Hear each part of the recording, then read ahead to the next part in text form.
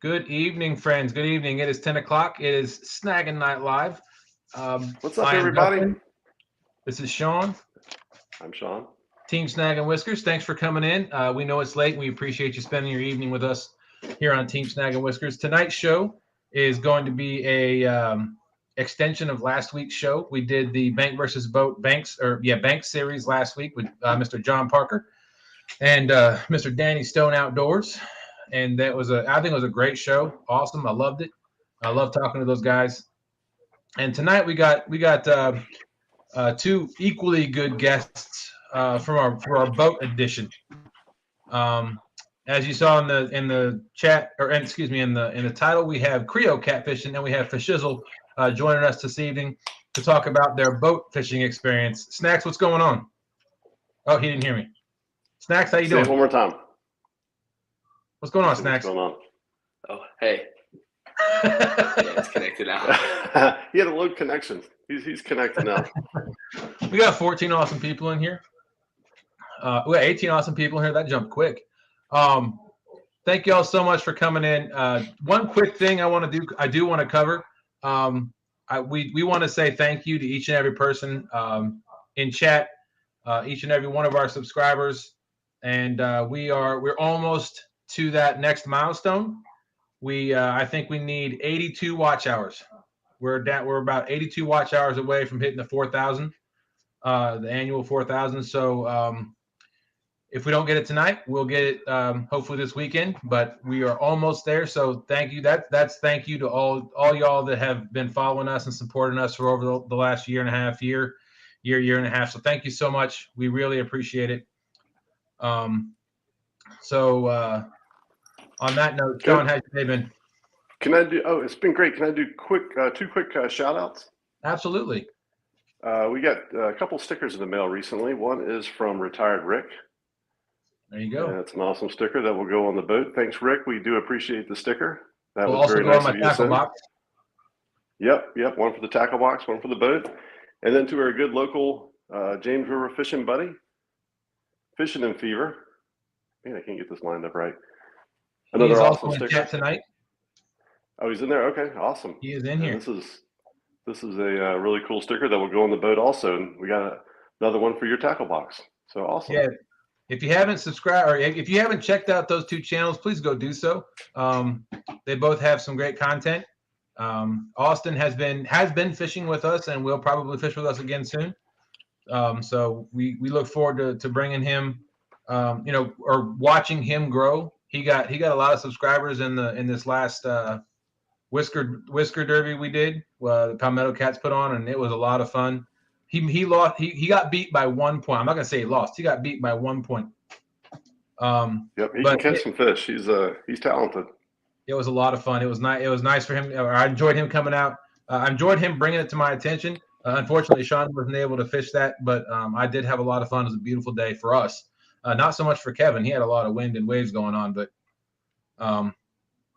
but on that note, we have people in chat already. We have 29 awesome folks with us right now. We've been here 3.5 minutes. So thank you all so much for coming in. Uncle Jeep saying, "Can I stay awake?" Getting hooked on D at 9:13 said, "Go live now." Wow, at 9:13, that's awesome. Absolutely. Let's see. Two Stands Fishing said, "Can't wait, Jeep." Oh, I think they're talking about CatCon. I am so excited about CatCon. That is coming up next week. Stan and I will be leaving probably about 2 o'clock Thursday morning, getting to Louisville, Kentucky around lunchtime, so we can help set up for CatCon and get the hotel and get everything squared away so we can have some fun this weekend. Don't forget, if you're up at 2 o'clock Thursday morning, that's 2 o'clock Eastern time, come over to Team Snaggin Whiskers channel. We will be live on a road trip to CatCon. Myself and Two Stands will be live the entire way. So come join us, pop in the chat. We'll enjoy talking to you. But there is that. So we got Two Stands in the house. Well, he was at 9:30. Missouri Live Outdoors was here saying 28 minutes. Let's see. LG Bass at 9:59. How you doing, Tom? Thanks for coming in. Fishing Fever, there he is.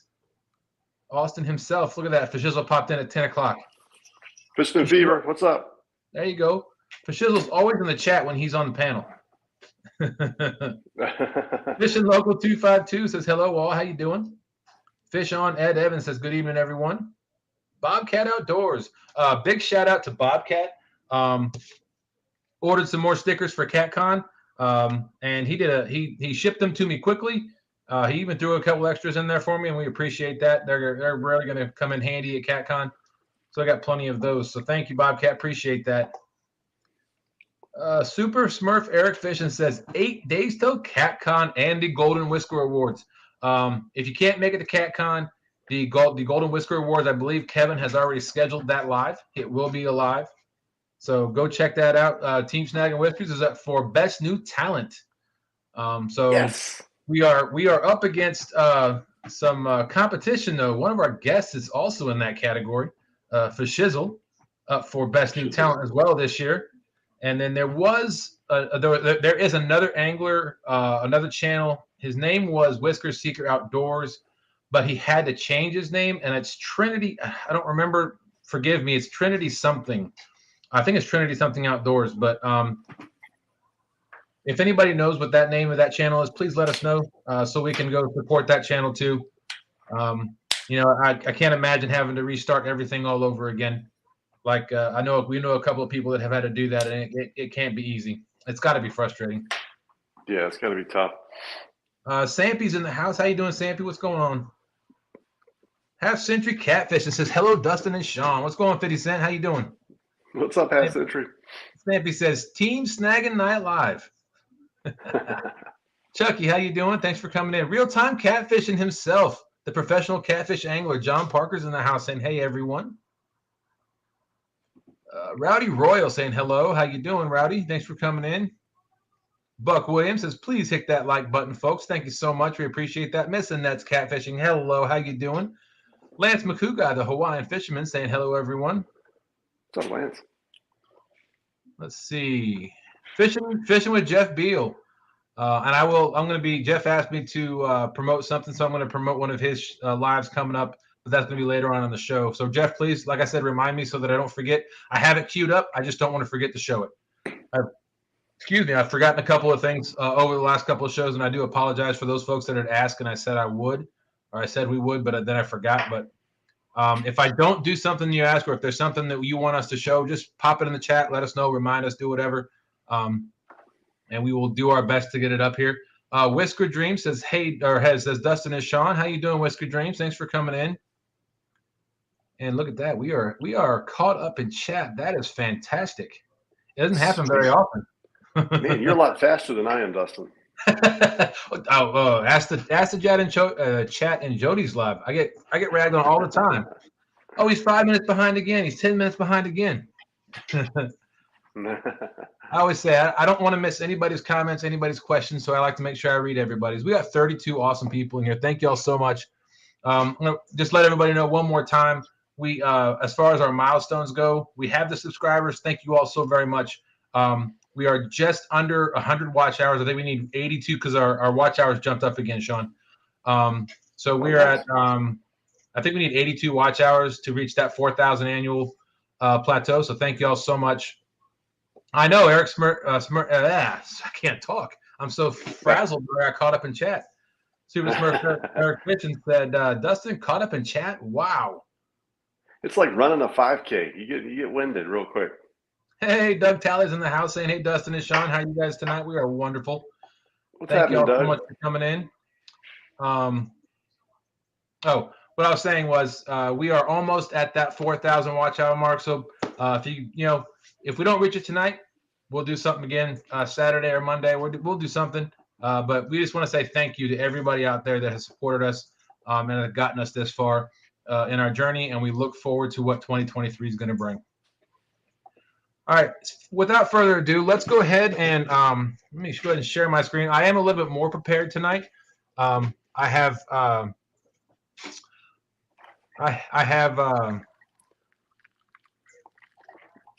water. Does that count? It does count. It does absolutely count. It's been so hot around here. I'm dying of thirst. So I have queued up everything on my laptop, on my tablet over here. So let's get this thing started. Let's go. Let's do it. Let's go full screen. Play this bad boy. Our first guest is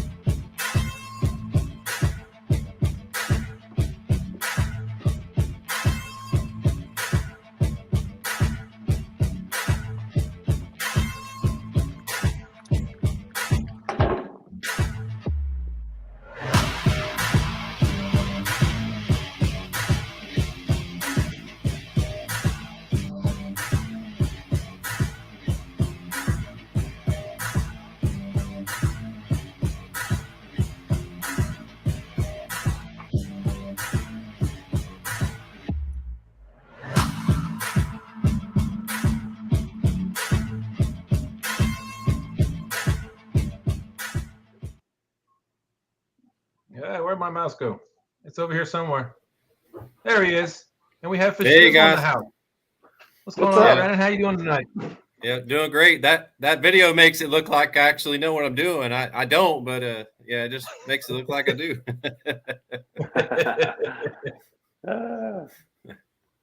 Well, on that note, we are going to. Oh, that's all right. I said I was. Let's share screen. One more click. One more.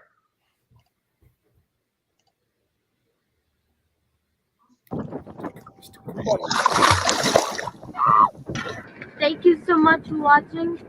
If you enjoyed this video, please subscribe. Bye.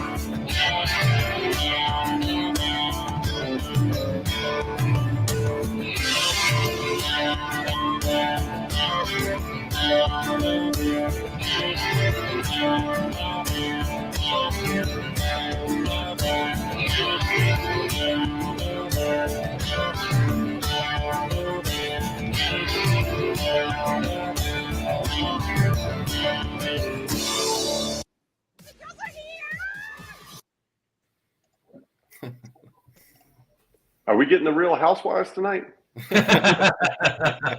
Creole Catfishing. What's going on, brother? What's happening, fellas? First of all, we want to thank both y'all for coming up. We know it's late on a Thursday evening, and we appreciate both y'all taking your time out of your evening to spend with us and talk catfishing for a little while. Yep. Thanks for having us. Oh, absolutely, man. Appreciate the invite. Absolutely. We have a few more people in chat that's joined us. We've got 40 awesome people with us tonight. Butterflies and Sunshine says, howdy, howdy, Dustin, Sean, and all in chat.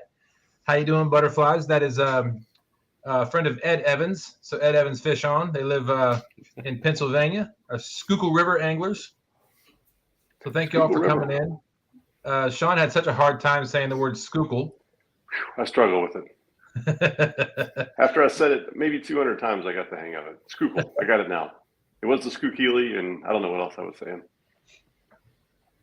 So Stan's reminding everybody, of course, you could always watch Dustin's Road Trip to CatCon live in the wee early morning hours during the overnight next week. Stan, too, and I will be having, I don't know what's going to be said. It's going to be early. It's going to be a long trip, but it's going to be fun. Pontoon Jodi's in the house saying hi, Fishizzle. Hey, Jody. Bobcat Outdoors says works well with his boat. You know there's going to be some live scope questions tonight. You just know there are. Oh yeah, I'm prepared for that. Okay, good. Big Slim 91, what's going on? There's Cool Cats Fishing says nobody like Fishizzle. Crappie Day Fish On's in the house. How you doing, Crappie Day? Uncle Jeep says howdy, peoples. Let's see. 205 Wild Action says good evening to all. Well, thanks for coming in, 205. Appreciate that. Let's see. I will get caught up soon, and we will get on with our conversation. Cousin Jeff, how you doing? Says 9 days to CatCon. Absolutely. Let's go. I'm so excited. Thank you for Rhonda's in the house fishing for whiskers, dropping links. Thank you so much, Rhonda. Appreciate that. Yep. Great moderator. Great moderator. Yeah. I mean, there's a lot of times I couldn't do some of the things that we do without her. QC Fishing Brian says Creole, Fishizzle, Dustin, Sean, and chat. Hello. How you doing, QC?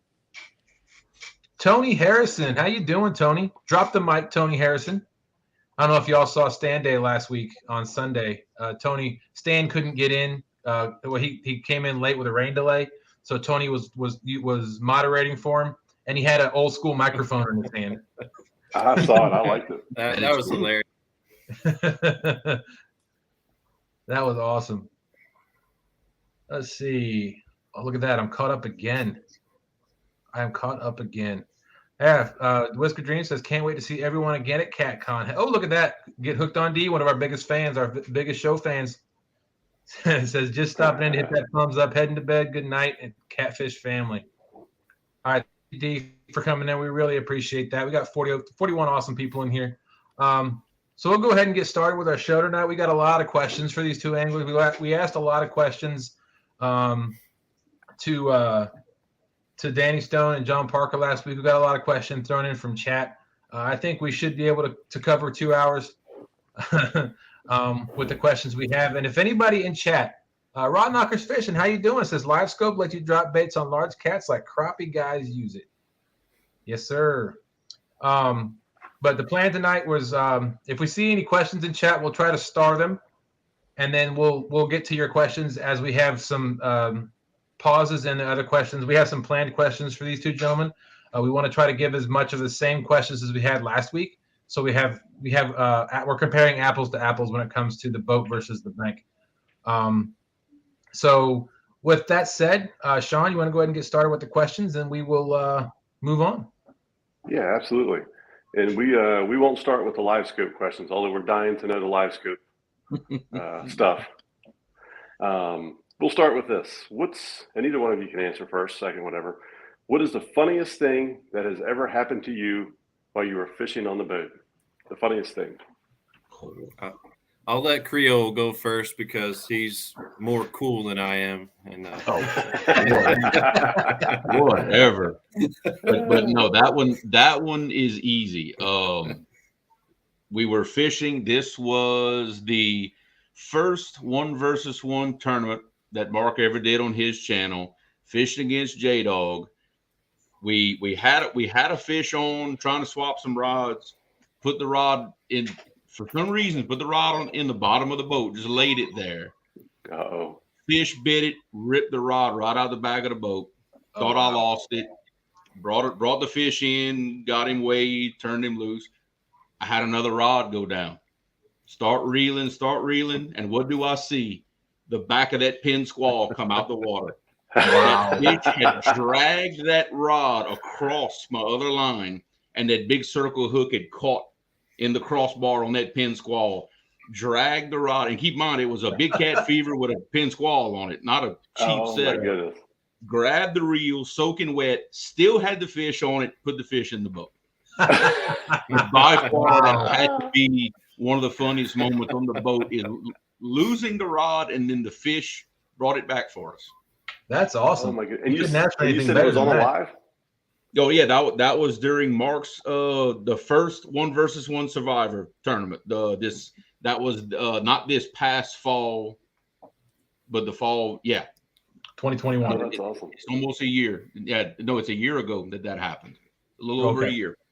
I'm gonna have to go back and watch that. That sounds entertaining. Yep. Yeah, it was. It wasn't entertaining for me for a second. I thought I had $250 combo, but it was after the fact. It was very funny. Sounds like it. How about you, Fishizzle? Yeah, for me, like you've seen the movie Christmas Vacation when the squirrel pops out of the tree and everybody panics and runs.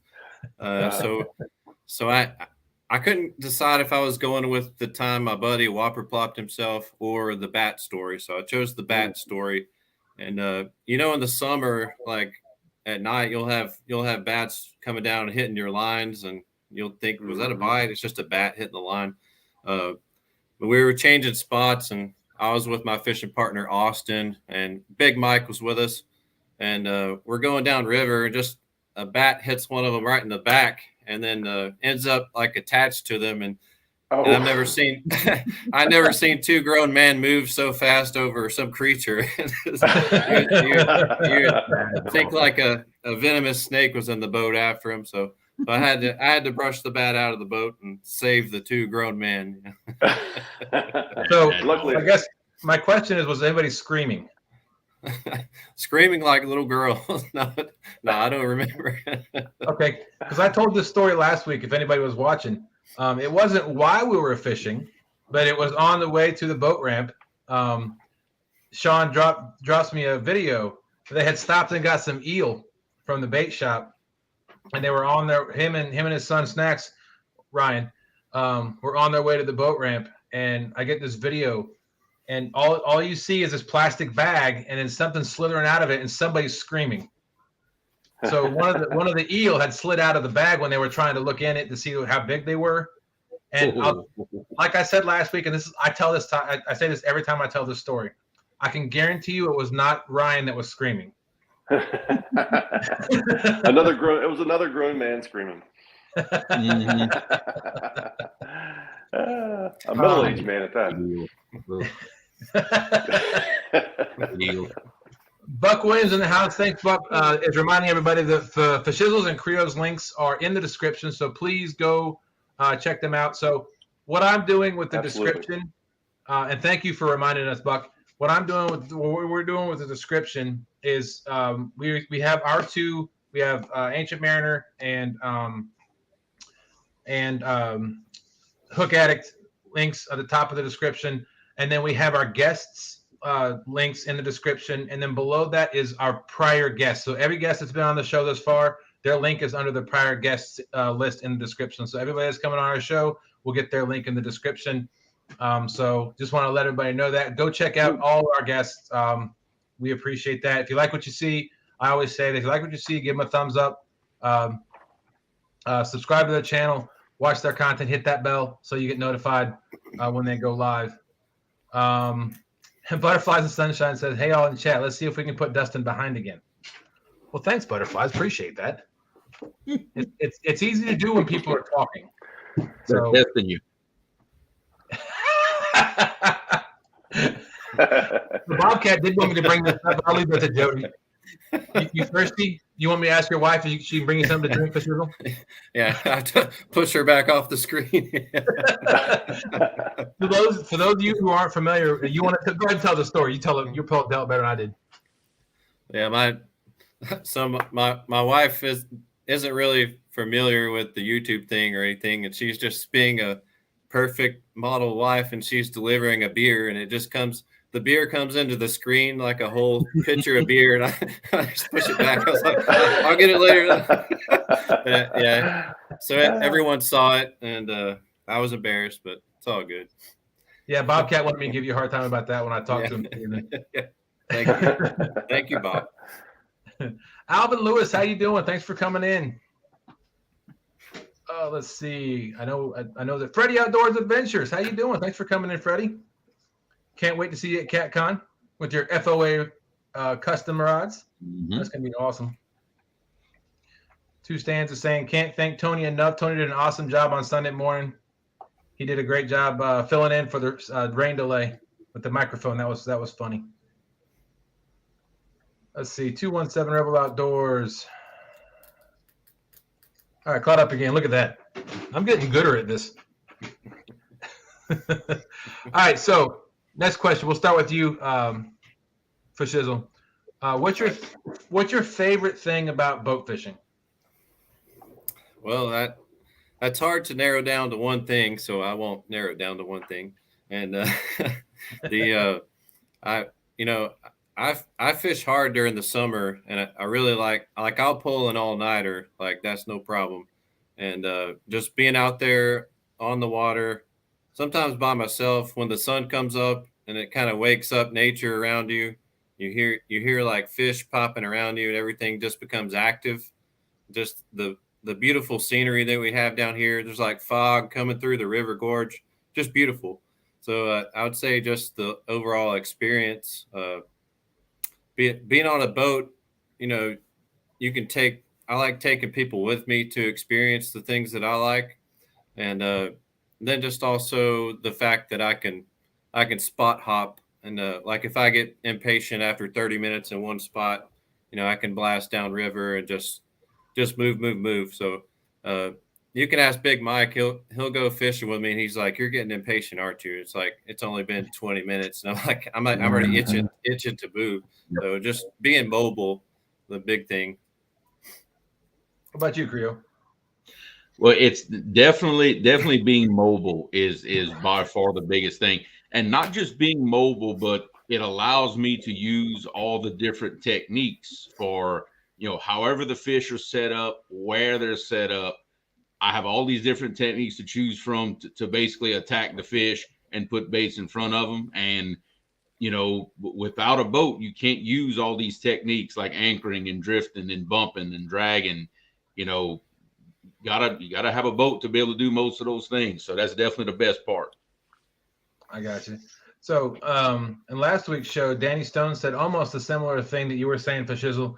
But his spin on it was being on the bank makes him feel closer to nature. So that's what he loves about being on the bank. Yeah, I could see that. I mean, you got the trees, the rocks, the frogs, all that, the birds, all that stuff. It's right around you. You're blanketed by all that. But I'm closer to the fish. Have you met Black Betty? He said it, not me. Have you met Black Betty? I remember the episode where they almost lost Black Betty. Yeah, I was watching. Ooh. Yeah, me too. Hey, Sean, do you guys mind? Yeah, do you guys mind sharing like what type of boats that you all use on the river, or no? Go ahead, Creole. I've got a 2072 Triton. There's a big aluminum John boat center console. That's what I run.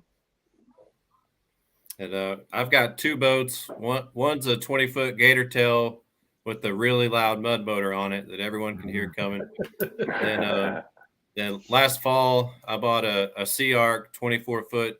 It's called a Fish Extreme model. It's like a kind of an open style center console, gigantic, overpriced John boat.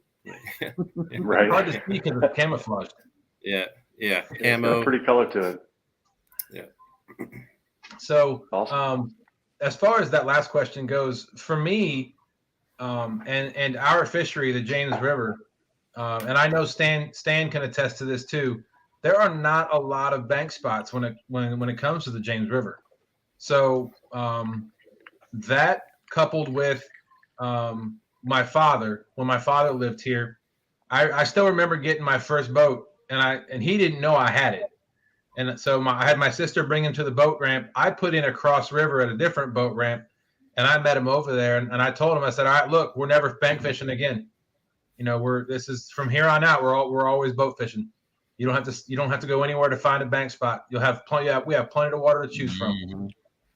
Yep. So Yep. that's my favorite thing. The availability of water. I mean, this availability of spots, being able to go wherever you want to go, whenever you want to go.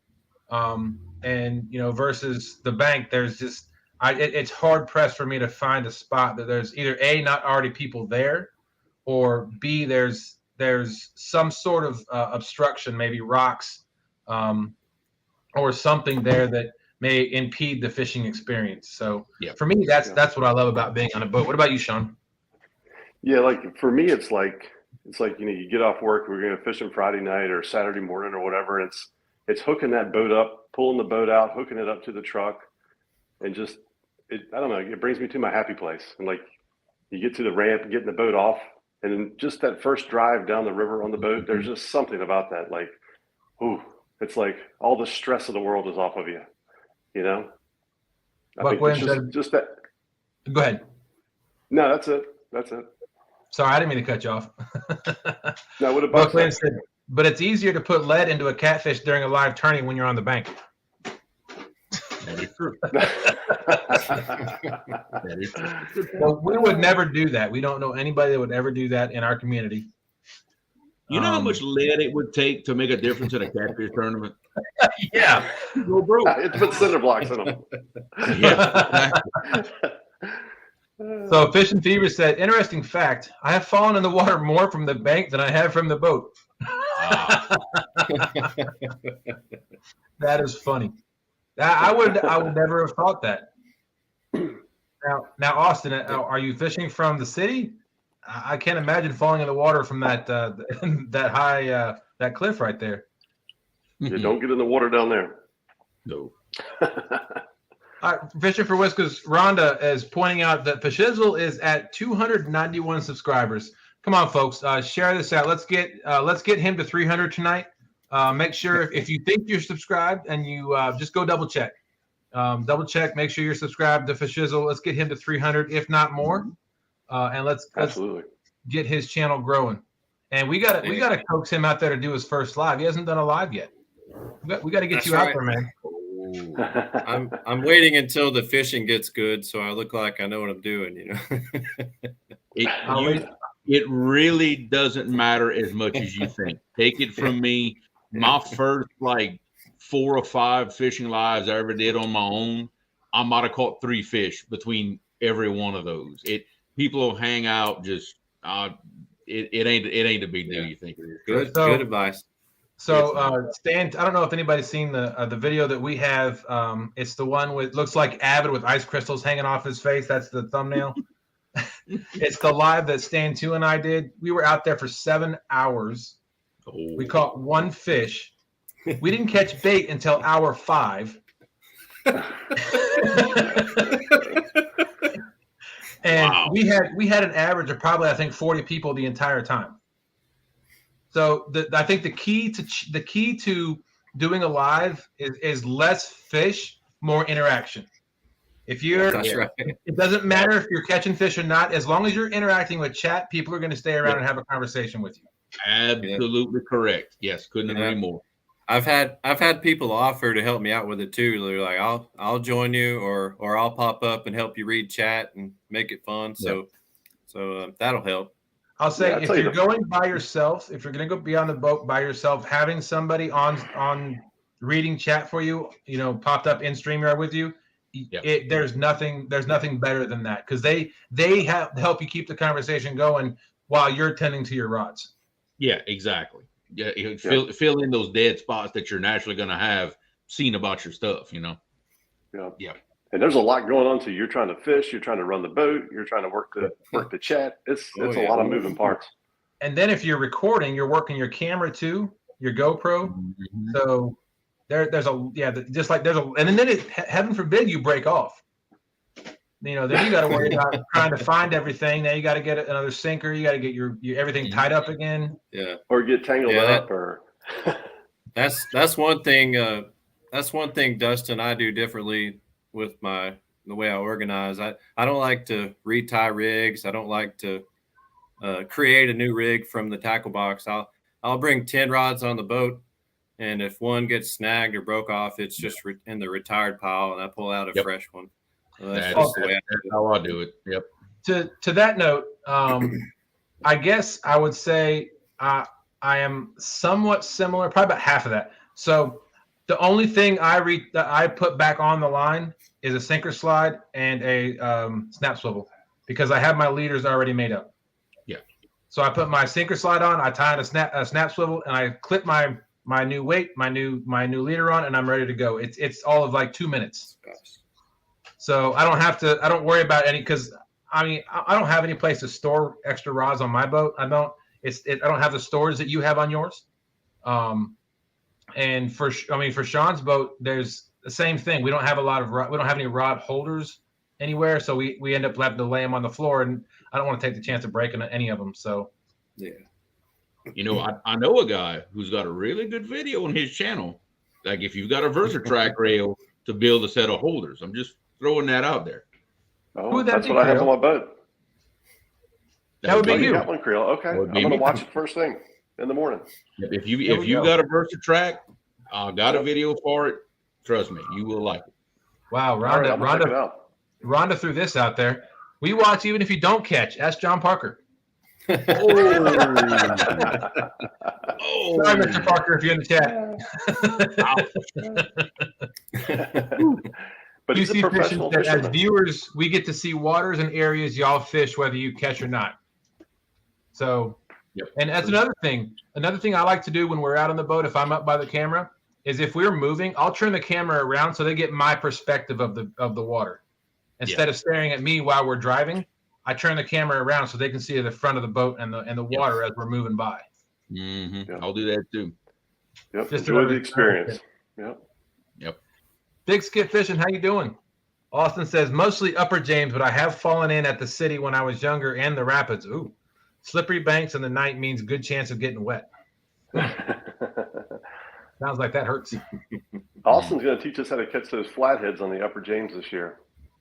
Yeah, can't wait for that. That's a snag and whisker goal. All right, so the next question, I think you kind of led into this one, Fishizzle. Do you have an organization strategy for your fishing gear in the boat, or do you kind of put anything where you can put it when you're loading it up and you just launch from there? Now, before you answer, the reason we're asking this question is because Sean asked a question last week to the bank anglers. Do you use a cart when you're going to your bank spots? Well, that doesn't really apply to boats, so I wanted to try to reword it a little bit. So do you have any kind of specific organization you like when you're on your boat so that things don't get in your way, or you know where things are when you go out on the boat? Yeah, it was kind of painful when I got the new boat because I didn't know what the place was going to be for everything, and so I'm slowly getting better at that over time. But my rods, I've got 6 vertical rod holders in the center console, and then mounted on the sides of the boat, I've got some horizontal rod holders where they just kind of stack up on the side. So, right. At first we were tripping over rods everywhere, so that gets those out of the way. I told you I don't really do much rig tying because I bring the extra rods, but I keep one like cheap Walmart clear container with all my terminal tackle if I do need to do a rig, and actually keep that stuffed in supposed to be a bait tank in the center console, but it's extra storage for me because I never put bait in it. Gotcha. I like to have my sinkers like accessible, so I just leave them in an open container that gets rained in on the back deck back there where I'm going to cast from. And then there's some slots in the back of the boat for all my planer boards. They're dropped down in there. But overall, I would say, and Bob will tell you, he's on here, he'll probably make fun of me, but I'm not that organized on the boat. And I can tell I've probably frustrated him a few times because things change locations when he's trying to help me out, or we're tripping over stuff on the floor. But overall, that's my strategy. What about your bait? Do you keep that in a certain spot, like you got a cut tray or anything like that, or? I've got a big cooler that I'll sit right in front of the center console to keep all the bait on ice, and then I'll just I've got like a $3 cutting board from Walmart. I don't have a fancy one, and I'll carry the bait to the back deck and cut it there close to where I'm going to cast. So gotcha. That's always an issue with us. It's like, do we keep the cut bait to the back where the rod holders are, or do we keep it up in the front?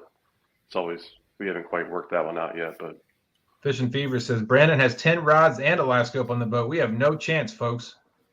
That's not true. He still can't make them bite, though. Yeah, it doesn't make a bite. But he says, I agree with not wanting to tie new rigs every time. Yeah. What about you, Creole? My boat has to stay as organized as possible because I'm never by myself. I mean, y'all seen me live. I've got at least one person with me.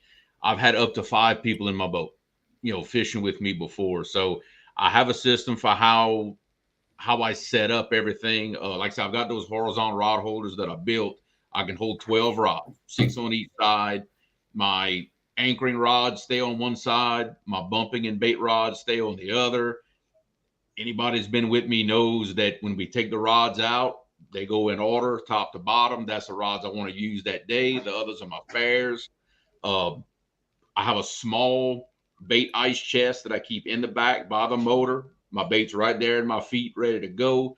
My net stays in the front in the holder. Fish grips and scale hang on the center console ready for when we need them.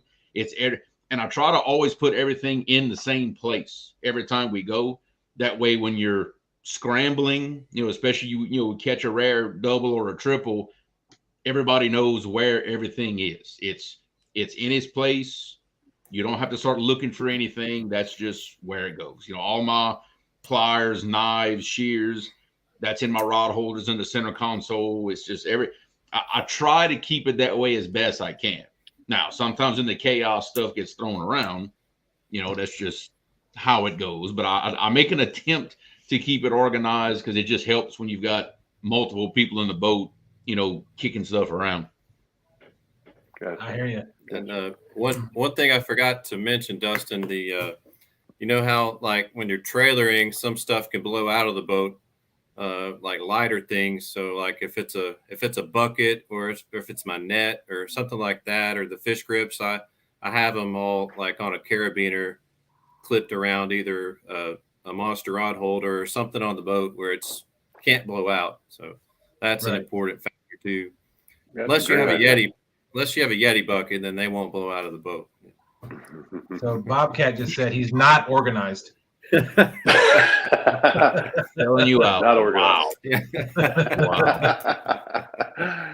He also said, I almost killed myself on a Sprite rolling around the floor all day Saturday. Yeah, that'll do it. Like, blooper of the year. No. Let's see. So real quick, back to the conversation we're having about going live for the first time. Jodi, Pontoon Jodi's in here, and thank you for the comment, Pontoon Jodi. She said, I think sometimes new channels should read their own chat so that they can connect with their audience. That is a good point. Yeah. Otherwise, you don't know who the people are or recognize the names.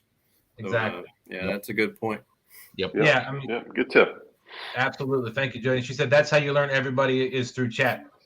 Yeah, exactly.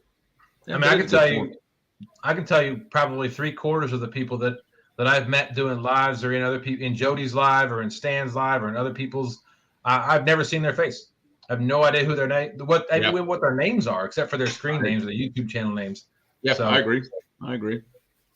So, but that's how I associate with people. And you can get to know people too. Like when I first saw Daryl, I didn't know who he was. Trophy Seeker Outdoors was razzing us on Jodi's Flathead Challenge the first time we ever went out. But I've got to know him and I keep away from him.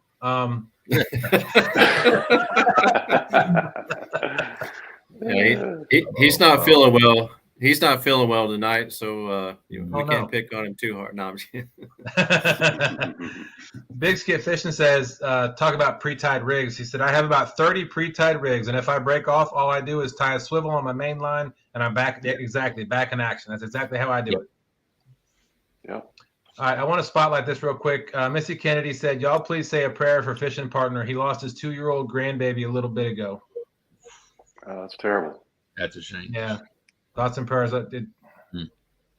Losing a loved one is hard enough, but when it's a kid, it hits so much harder. Absolutely.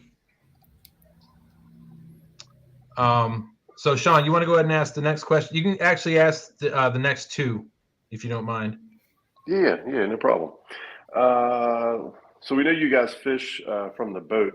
Do you guys ever fish from the bank? Creole, you can go ahead and go first. Have you ever fished from the bank? I'm going to surprise a few people here. For catfish, not really. I've actually never caught a catfish off of the bank in public waters. Never done it in my life. Wow. So I do not and have not banked. When I started deciding to chase trophy catfish, we had a boat already. We were already gone. I never did the. Now we have some little private ponds that we do it with the kids, but in actual public waters, no, we don't. We've never done. I've not banked fish for everything else in my life. Bait, sac-a-lait, bass, you name it, but not catfish. Right. I think most people know where you fish, Creole. Do you mind sharing where you mainly fish at? I fish the Mississippi, Atchafalaya, and Red Rivers in East Central Louisiana. Gotcha. Awesome. What about you, Fishizzle? Have you ever fished from the bank? I have only like a handful of times per year. I've joined Big Mike down beneath Chickamauga Dam at the top of the Nickajack Reservoir, and we'll fish in that heavy current where it's coming out of the turbines there. Mm-hmm. And Hondu country. Yep. Then we kind of use a different rig when we fish there, like because you're basically sacrificing most of the time a piece of lead to get it hung up in the rocks to get your bait to stay out there, and you're putting a light leader on it because if it gets hung, you can pop it off. I call that my Big Mike rig. But, So yeah, I got a question. I should have asked this to Danny Stone, but I just thought about this. Danny chat. So how you doing, Danny Stone? Thanks for coming in. He also said Creole just loves breaking my heart. No bank, you're killing me. He knows that. He knows. It'll be all right. He also said, "Who's this Pontoon Jodi you speak of?" Come on, everybody knows Jodi. Lance said, "Danny, I think Creole needs a bank fishing trip." No, I'm good. So I should have asked Danny this question, but now that you brought it up, you're talking about the breakaway for the sinkers. How heavy of sinkers are you using when you're fishing that current? Depends on how fast the flow is, but I throw like 6 or 8 ounces to get it to catch out there. That's really all. I have 4s, 6s, and 8s, and that's really all I have. So would you ever think of replacing well, first off, let me ask this question. What type of sinker are you using? For the breakaways when you're fishing with like Big Mike off the bank in the eddy current? Yeah, just like a bank seeker. And then like whatever I have, most of mine are actually coin sinkers with a clip on the top. And right. I just kind of buy them in bulk, and if it works, it works. Well, I was thinking because sometimes with heavier current, I may throw on a couple of my heavier dragging weights. Do you think that would like I'll throw, if I want 8 ounces, I'll throw 2 of my 4-ounce dragging weights on. In place of that, would that be something you might think of instead of breaking off all that lead? But in that spot, you're throwing into like really jagged rocks, so you're just trying to get something to fall down into the crevice that you're never going to get back, and then you have your bait floating up above it. So that's the point, is to get your that's the point, to get it to stick out there as cheap as possible. Yeah, I've never fished turbines before, or dams like that, so that's why I was curious if that would even work. But it sounds like that's the technique, is to get your bait or your weight stuck. Yeah. Okay. Yeah, and a lot of the times it'll pop out of there, but you just want a light line in case it's going to hang. Right. Yeah. Yeah. Danny Stone says Creole on the bank is like a duck in the desert.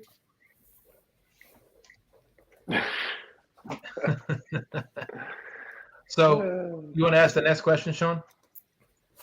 Yeah, I think we've kind of Fishizzle's kind of answered some of it, but I mean, is there any other rigs that you would use versus the boat versus the bank, or any other styles that you would use?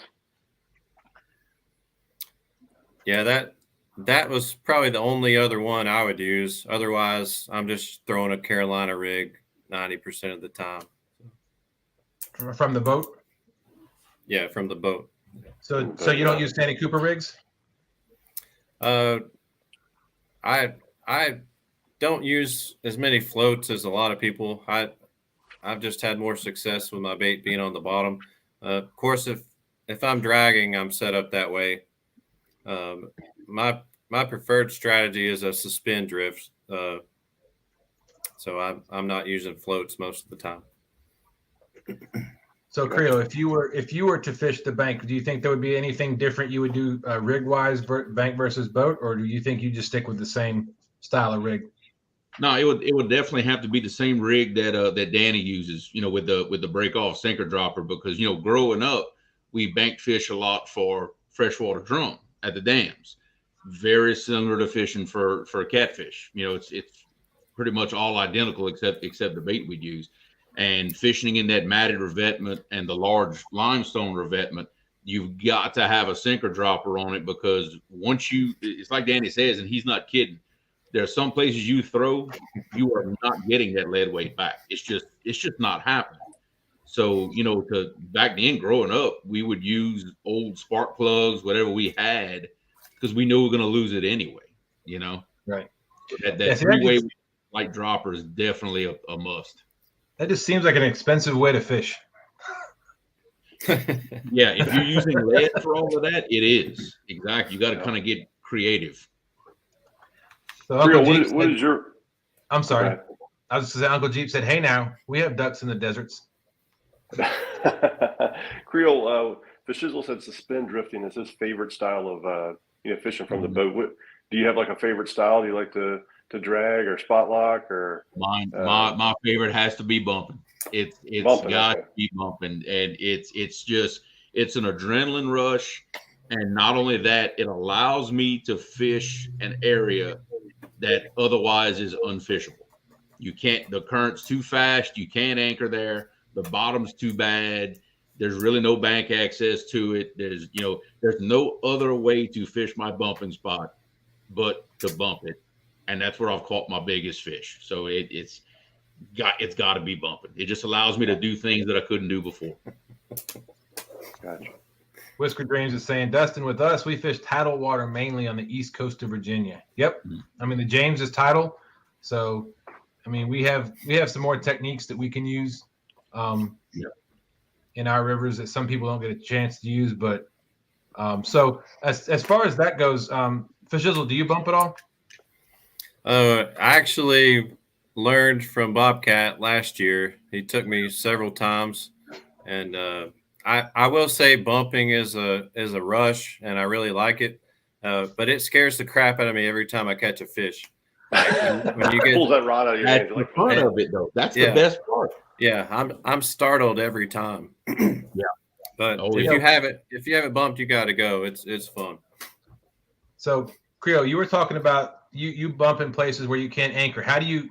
What's the technique for your boat? Are you moving? Is your motor going? What is? Oh no! When you're naturally, if you're bumping, your boat's moving. I'm just okay. Oh yeah. I'm sticking my boat forward in that current, and I'm using my trolling motor to not let my boat back up as fast as the current wants me to. I'm slowing myself down. Now, most people will tell you slow down by half. My technique of bumping, my boat is moving much slower than that, because my area has some very steep drops and humps. They're 15 feet high and they're almost sheer 1-to-1 rises. I have to go slow with a heavier weight to be able to follow that contour up and down. If I move too fast, I'm just hopping from hump to hump and I'm passing over the fish. So my bumping style is a little different than most. I move slower, but with heavier lead to really follow those sharp contours real well. Gotcha. And are you like adjusting the trolling motor, or are you like setting the north button, or how do you work that trolling motor? Yeah, what I'm doing, I'll take my boat, I'll point it, and I'm kind of looking out the back of my boat to make sure I got my bearing exactly what I wanted. I'm hitting my heading lock That way it keeps me on, and I run the not the legacy mode, but the other one where it actually stores 2 points and keeps you on a straight line. Yep. I run that where it keeps me on that line at all times, and I'm adjusting my speed up and down, and my reel is telling me what my trolling motor needs to do. If I'm constantly trying to feed line out, well, I'm going too slow. I need to speed up a little bit with my boat. If I'm starting to catch my rig, I can slow my boat down. So that advance. There you go, Bobcat. Thank you. Because he does the same thing I do. And what are you doing? What are you doing on Saturday? Can we borrow you for about 6 hours? So there's your reel tells you what your boat needs to do. If you've got your weight right, it's a little bit of a juggle between boat speed and the size of your lead. The bigger the lead, the slower the boat needs to go. So that's going to be a whole nother show talking about bumping. Yeah. Because I've got 5 questions off the top of my head as we go. Yeah. So we are close to our halfway point. It is 10:56. So what I'm going to do right now, we're gonna put a pause on the questions. If anybody in chat would like to ask Creole or Fishizzle a question, please post it. We'll start and we'll get to your question after our next segment. But what I wanted to do now is we wanted to do a sticker giveaway. So we're going to do a sticker pack giveaway. There's 2 stickers that aren't in this pack that we're also going to include, and that's a Creole sticker and a Fishizzle sticker. Yep. So I'm also going to throw in a 4-pack of the Triple City Spooks along with that. Look at that! Wow, we got a big giveaway. Yep. There's a lot going on in that giveaway. So let me get over to here. I had all this ready to go. And where's the giveaway tool? I know it's on here. There it is.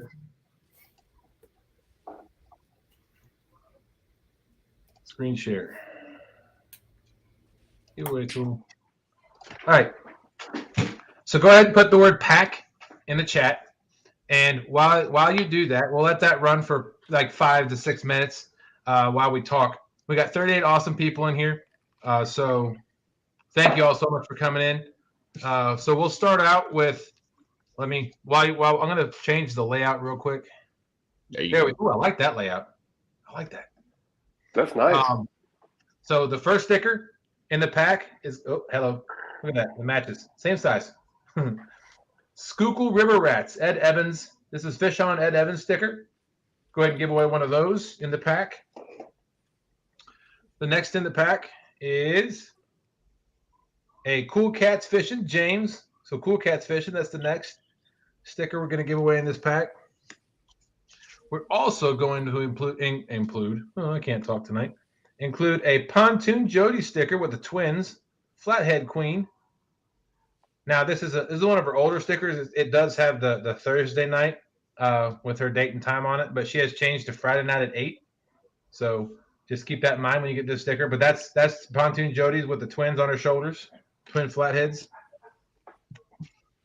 We also have, I keep going the wrong way, a Keith Doc Reed sticker. So what's up, Doc? How you doing? Keith Doc Reed. That's his sticker he sent us. And we have a Bobcat Outdoor sticker.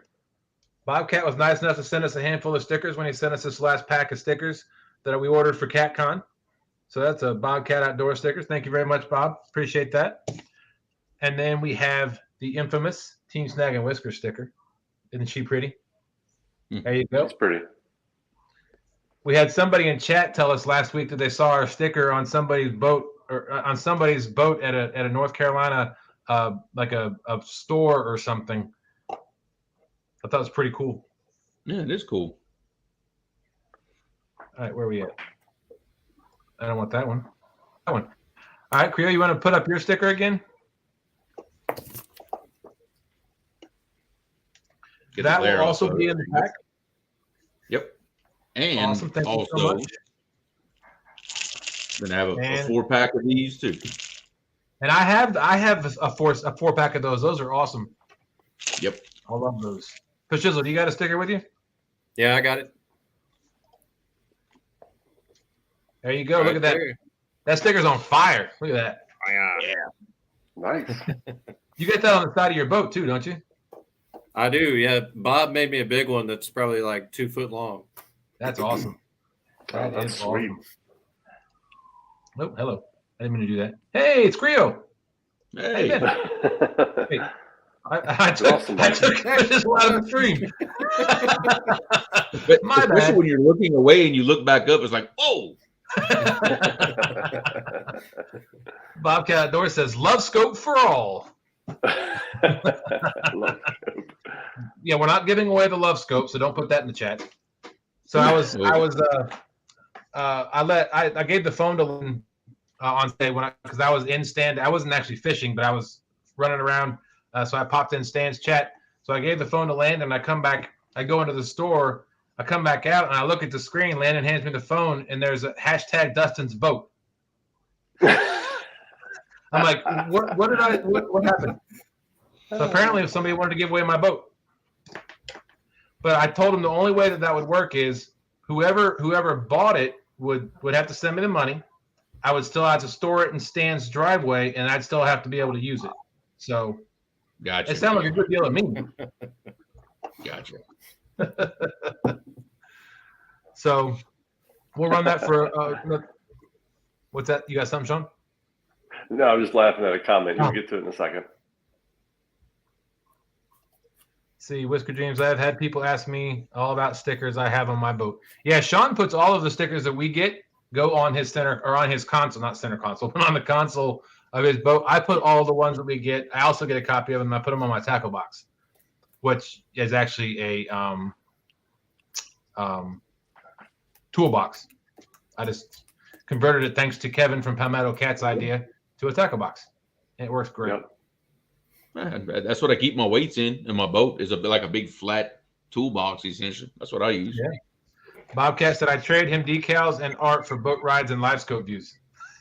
That's what I was laughing at. It's a good deal for both of us. There you go. And look at that. We are still packed. We are still caught up in chat. Wow. I didn't want to do that one. All right, we have 22 inches. We'll give it about 2 more minutes. Let me go back to the other. Where's my mouse? There's my mouse. There's the view I like. One more time, real quick. We'll go over the stickers. We have I did it again. Schuylkill River Rat sticker. We have a Cool Cats sticker. Cool Cats Fishing. James. We have a Pontoon Jodi sticker with the twins. We have a Keith Doc Reed sticker. We have a Bobcat Outdoors sticker. We have the Team Snaggin Whiskers sticker. And thank you for Bobcat for doing that for us. That was awesome. And then we have, of course, the Creole Catfishing sticker and the Fishizzle sticker also going out. Yep. In that and the 4-pack of Triple City Angler Spooks. What a deal! That's the biggest giveaway we've ever had. So thank you, Creole, for throwing in those spooks. We really appreciate that. Hey, no problem. Tony Harrison said that's pretty foul to give away someone's services without them knowing about it. I would never. All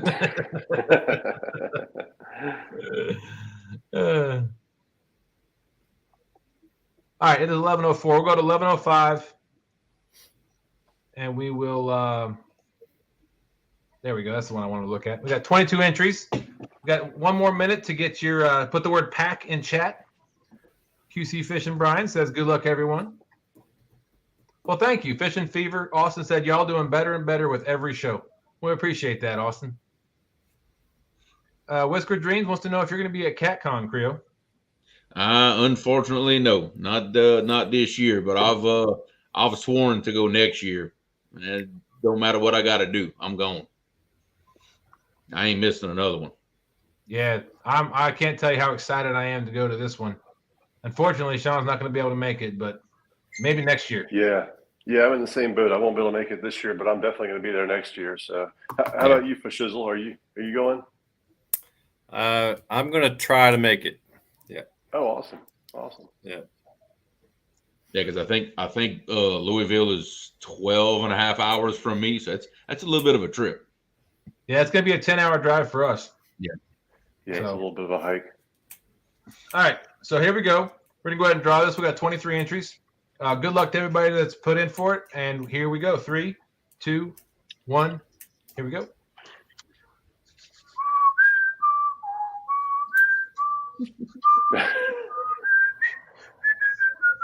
Fishing Fever, look at that.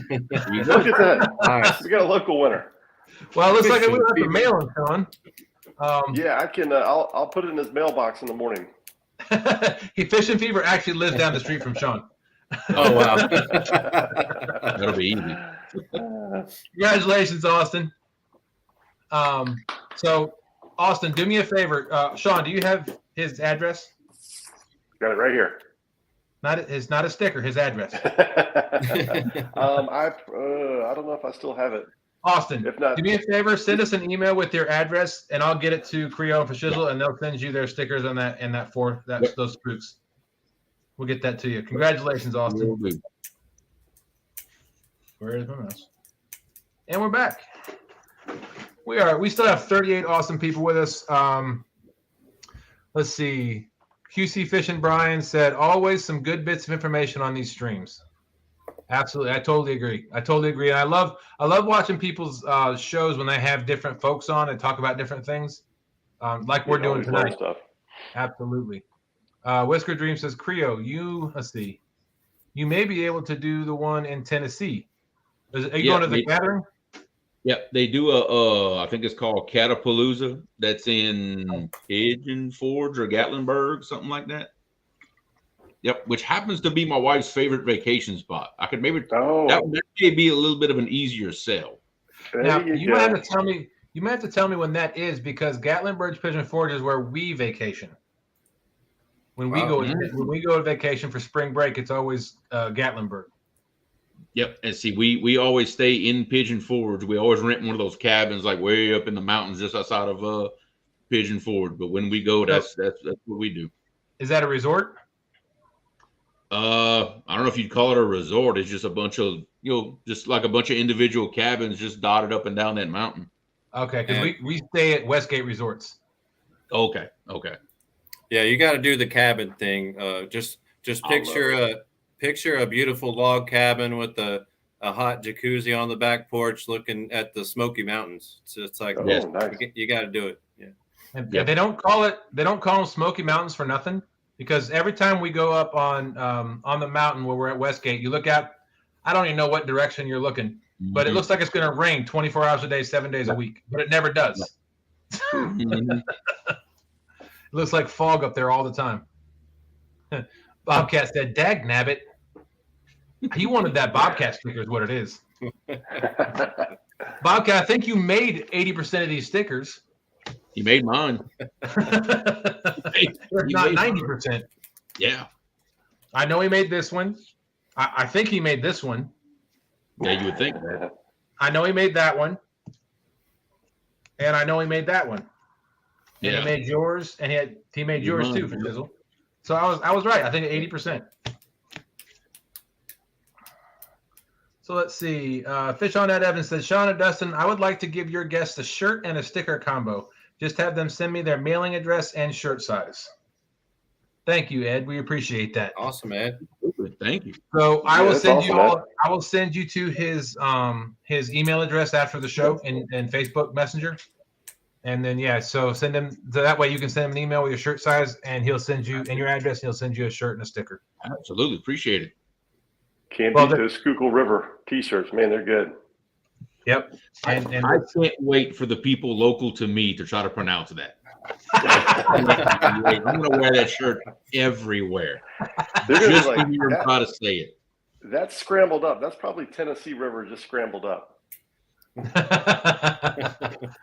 So Austin says, "Holy crap! Thank you. I'll stop by and pick them up and save y'all some posters. I'm over the moon. I'll send y'all an email shortly. Editing a new video. Awesome. If y'all haven't checked out Fish and Fever's channel, he puts out some awesome videos. Yeah. So go check him out. Awesome edited video. Yeah. Oh, Bobcat said they changed that to the Smoky Mountain Fishing Expo. Okay. Oh, Okay. Gotcha. When is that, Bobcat? If you have that date, let me know. I think he posted it Friday, August 11th. Yep, there it is. Look at that. August 11th. So that's that's okay. That's August. Never mind. All right. Yeah, we usually go there during the spring, so. But maybe I can make an exception.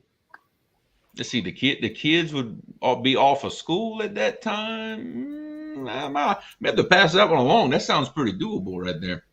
It does. Danny Stone said, Dustin doesn't know where Pigeon Forge is. Must not be a Dolly Parton fan. I do too. I go there all the time. Hey, Dustin, you want to know what my wiener dog is named? Dolly. Wow. Yeah, Dolly.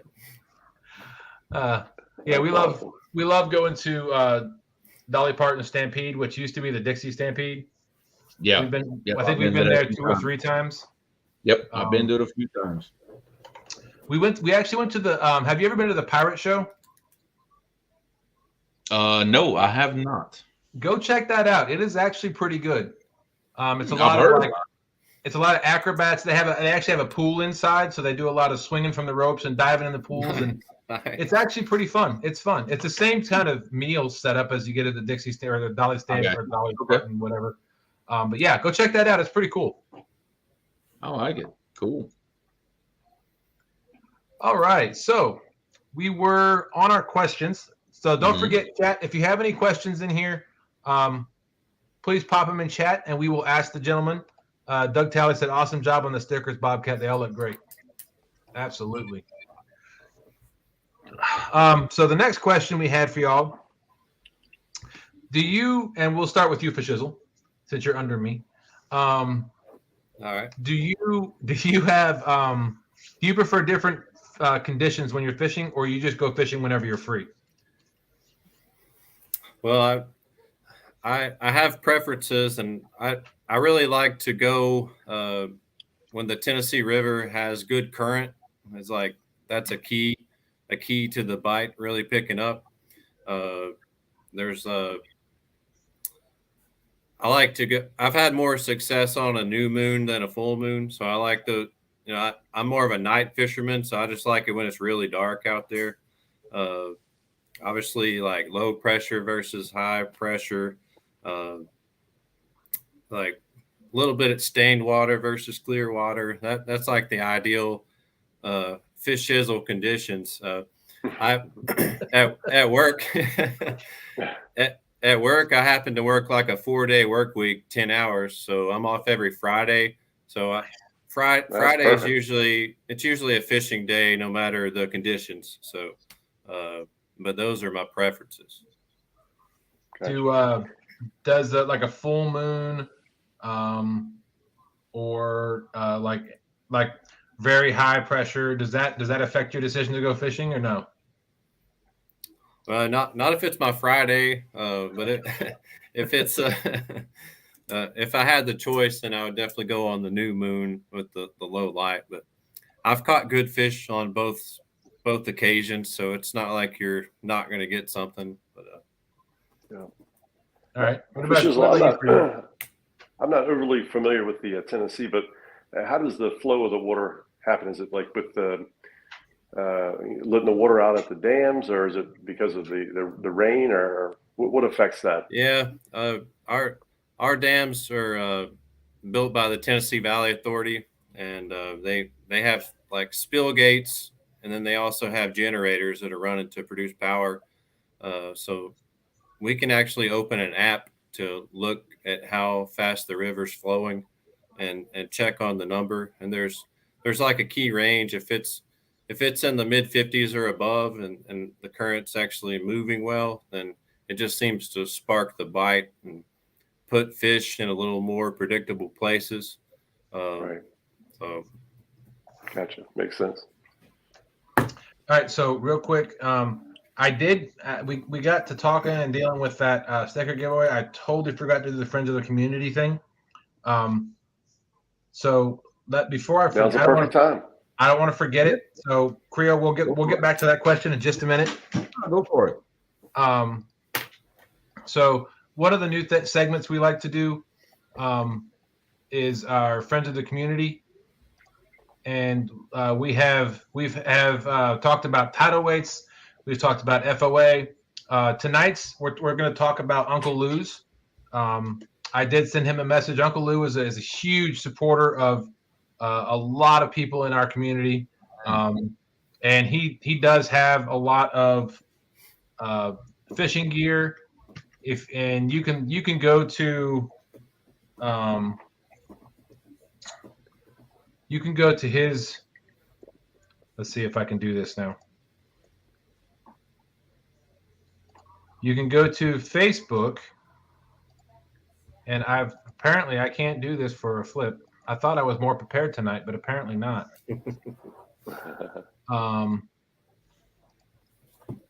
Here we go. So you can go to Uncle Lou's Facebook page. The best way to get a hold of Uncle Lou is through Facebook Messenger. His information is on the page. His phone number is here. It looks like his email's on here.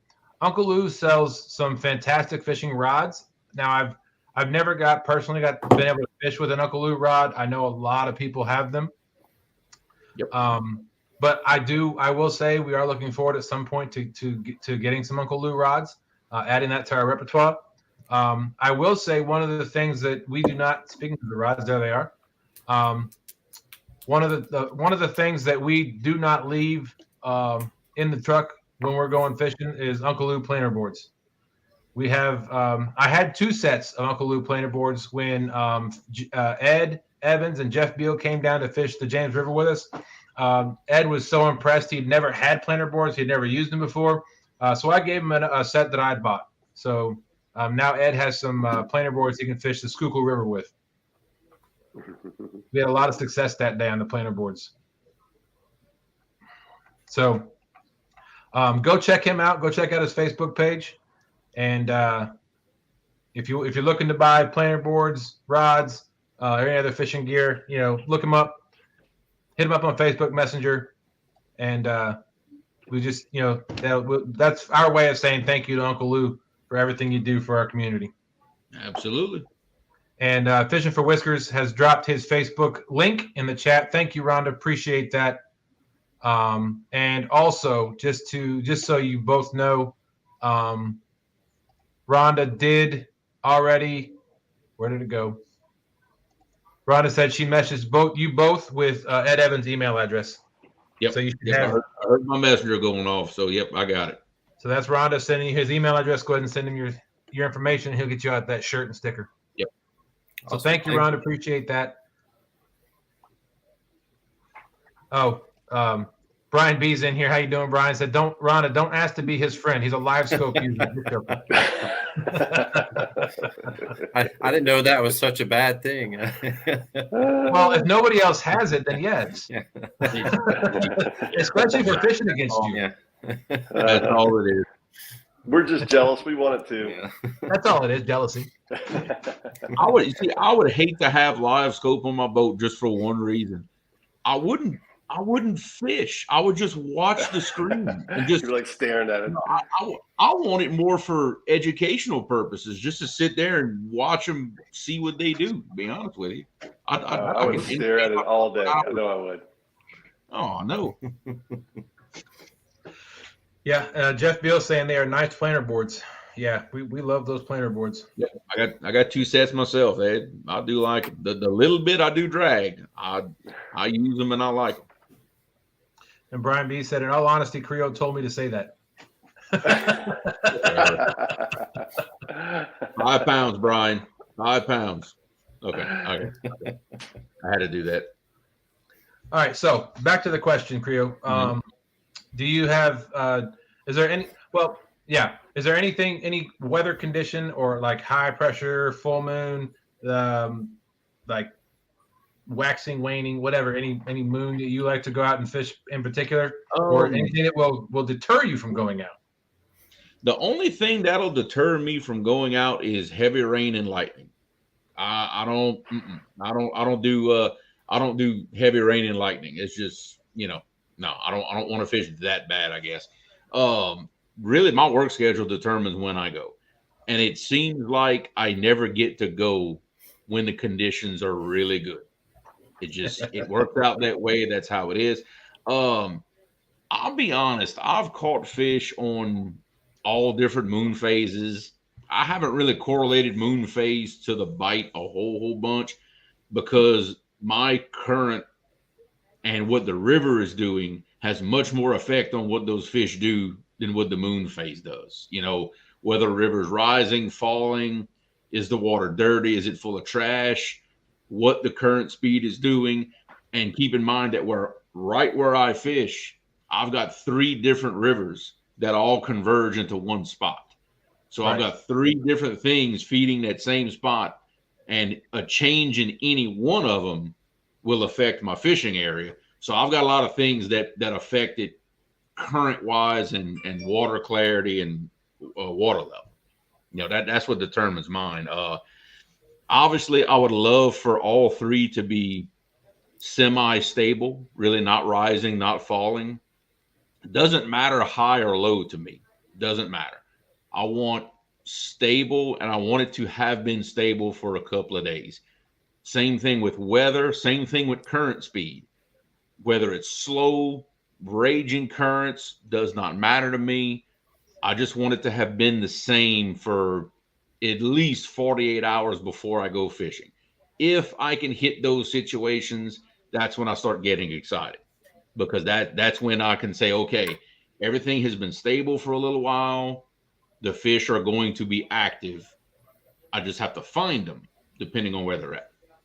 So I get a question a lot when people ask me about fishing, and I tell them one of the things about catfish that I think is consistent, catfish in general, is they do not like change. No. So to your point, if the temperature is changing a lot, if it's really freezing like it is now, like it was 70 degrees today. Of course, it's still 66 degrees right now, but there has been times where it's 70 degrees at night, 33 degrees, and or during the day, 33 degrees at night. And that water temperature fluctuation, they don't like that. So they tend to go. That's why they find the deeper holes and they stay down low, because that temperature change affects them less the deeper they go. Yes. Yeah. They're looking to be comfortable. That is number one. Comfort means survivability. That's their number one priority. Once they can get comfortable, then the feeding light turns on. Right. And that's huge, especially like in the James River, up in the city, the depth of the water is not all that great. Like I think max depth up there at high tide is maybe 25 feet or maybe 30 feet. Yeah. But if you go downriver, you're going to find holes that are 90 feet. Yeah.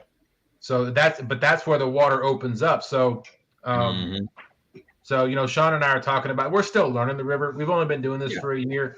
But when you're doing a lot of focusing on YouTube, you're trying to get your videos right. You're trying to get your shorts put out there. You're trying to, that's your YouTube shorts.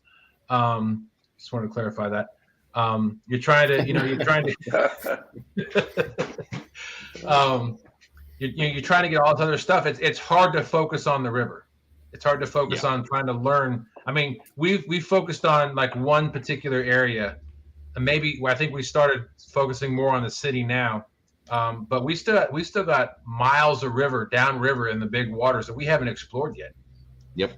So, that's definitely on the docket for this year. But I mean, it is what it is. But yes, I agree with you. Work schedules do have a lot to do with whether you can go fishing or not. I'm in that boat as well. Yeah, and everybody who fishes with me and knows me well enough, always have the saying that I never decide where I want to go fish ahead of time. I never do, because I can't make those type of decisions until I see the river. I got to see it. When I see it and I see what's going on, then I start. Well, and then I still don't choose where I want to go, but now I know where I don't want to go.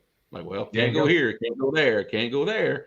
Don't want to be here. And by the time you eliminate all that, well, there's not much left. And then that's where I start looking for fish. You know, it's a process of elimination. They're not going to be here. They're not going to be there. So just start weeding them out. Yeah. Hey, Dustin, I was trying to start Jeff Beal's comment about flathead fishing at nighttime. And instead of hitting star, I hit blocked. I can't figure out how to unblock him. Rhonda's already taken care of that. Rhonda just messaged me. She said, I'm not sure which team Snaggin Whiskers blocked him, but I am hitting him. That was me. I sent Jeff a text message. I'm like, I'm so sorry. I blocked you by accident. Sorry about that, Jeff. I'll send you a sticker because of that, Jeff. Sorry. Or two. And Dustin, one condition I forgot to mention was the weather. Like I hate to fish in the wind. Like when I'm checking the Weather Channel app, I look for it to say like this day on the weekend is winds light and variable, and I'm like, that's my day. So I like to be comfortable when I'm out there on the water. I'll tell you, I think the style of fishing that you do, you know, a bad wind could affect you a lot more than it affects us sometimes, you know. But like I said, if you get a real bad crosswind trying to suspend drift, it's going to be you're trying to suspend drift right down a ledge, and then all of a sudden you're dragging baits up into the ledge, you know. Whereas me, I'm trying to bump an 8-mile-an-hour current. That wind ain't affecting me. Yeah. That wind ain't doing nothing. Two comments. One, I can't stand the wind. And it seems like lately, this whole last year, every time we try to go out, there's wind, and it's driving me nuts. Yeah, this year was horrible. It was. Yeah. I was on a live one time. I don't know if anybody's ever, I don't know if you watched our lives, but one of the things that I've been recognized when I was out with Stand 2 one time is my anchor line. I have it on an electrical reel. So that's how I keep everything stored. I have an electrical reel that I roll it up on. And that's one guy's like, yeah, I knew that was Snaggin Whiskers because I saw the orange reel. But I had dropped my anchor one time in some really heavy wind. And the current was going out, and the wind was going with the current, and it was pushing the boat. And I was not thinking, I'm like, I don't want to lose my anchor. I don't want to lose my anchor. So I was holding on to that plastic reel, and it was cutting into my hand. Ooh. And then I eventually thought to myself, this thing floats, dummy. And I let it go. Yeah. And I put the motor on. I went back and I picked it up. I'm like, but I can't stand the wind. Even when you are anchored, that wind is going to blow the back of the boat. Like unless you double anchor, then the back of the boat's going to be drifting because I have to anchor with my boat. I've tried suspend fishing. It does not work for me. The contour of the river is so different. You know, constantly like that too. Yeah. I'm the same. Constantly letting the line out, reeling it up. Yeah. It's frustrating. Yeah. But let's see. Fishing Fever said, I find myself sometimes focusing more on making a video than I do catching the fish, and I can't stand that. But I'll just have to find the balance. Yeah, you have to. I mean, that's all you can do. Yep. Let's see. Yep. QC Brian said, you're doing great. Fishing Fever. In time, you'll have it nailed. Absolutely. The more you do it, the more comfortable you get with it. It's kind of like anything else you do. There's a lot going on, right? But focus and master one thing at a time. Yeah. If you focus and master one thing at a time, the next thing that becomes easier, and you don't worry about it as much when you're focusing and mastering something else. Brian B said, what? No TikTok shorts? No TikTok shorts, Brian.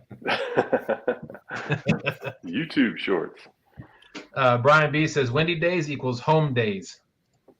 That's right. Wow. Bobcat says, I bumped in 20-mile-an-hour winds. Oh yeah. But I guarantee I've done it. He's up there hiding behind the big dam, though, so that doesn't count. Yeah. Well, like you said, when the current's moving that fast, it don't matter how fast the wind blows. yeah. It ain't messing Yeah. with that boat. That's why I prefer to fish down below the dam on the river versus up on the lake, just because that current speed will keep the boat straight versus the lake getting blown in circles. Yep. Yeah. Exactly. So I don't. Real quick, Real and Virtual Outdoors. Troy is actually live on his hunting game right now, and said if you see Troy from Real and Virtual Outdoors, congratulate him. He got his great one moose tonight in Call of the Wild. It's a great deal in that big game, or it's a big deal in that game. So congratulations to Troy for that. I was actually watching him before I came in to get everything set up for here. Nice. Yes, Austin said 2023, the year of the wind. I hope not. I know this last 6 months has been, but I hope not. See, Whisker Dream said, I need to pick me up an anchor ball that latches to the anchor. I've seen those. I think Daryl has one. But yeah, he does. I think he did a video on it. Anchor ball is your best friend. I love my anchor ball. Don't know how I ever did without it. Guerrero Bagre, what's going on? Says TSW, Dustin and Sean. What's going on, Guerrero? Thanks for coming in. Appreciate that. Fishing Fever said, Dustin, get y'all an Akuma 203D reel for suspending. It has saved me multiple rigs with a line counter. Yeah. There's multiple reasons why we stick with the Ancient Mariners. I've never had a line counter. I know they're a bit more expensive. But I love our Ancient Mariners that we use. Yeah. But I appreciate the suggestion, Fishing Fever. I'll look into it at some point. If I can find one real cheap, maybe I'll get it. You could always use an extra reel, you know. Yeah. Like if one gets hit by the top of a tote and pops your rod out of the rod holder into the river and you lose the rod and reel. Has that ever happened to you, Sean? No, never had that happen. It has happened to us. Yes, it has. Be quiet. Yeah, I was about to say that's awfully specific. Matter of fact, it happened during the Whisker Blues, and it took us 5 minutes to realize one of the rods were gone. But we got it on camera, if that matters. Yeah, at least in slow motion.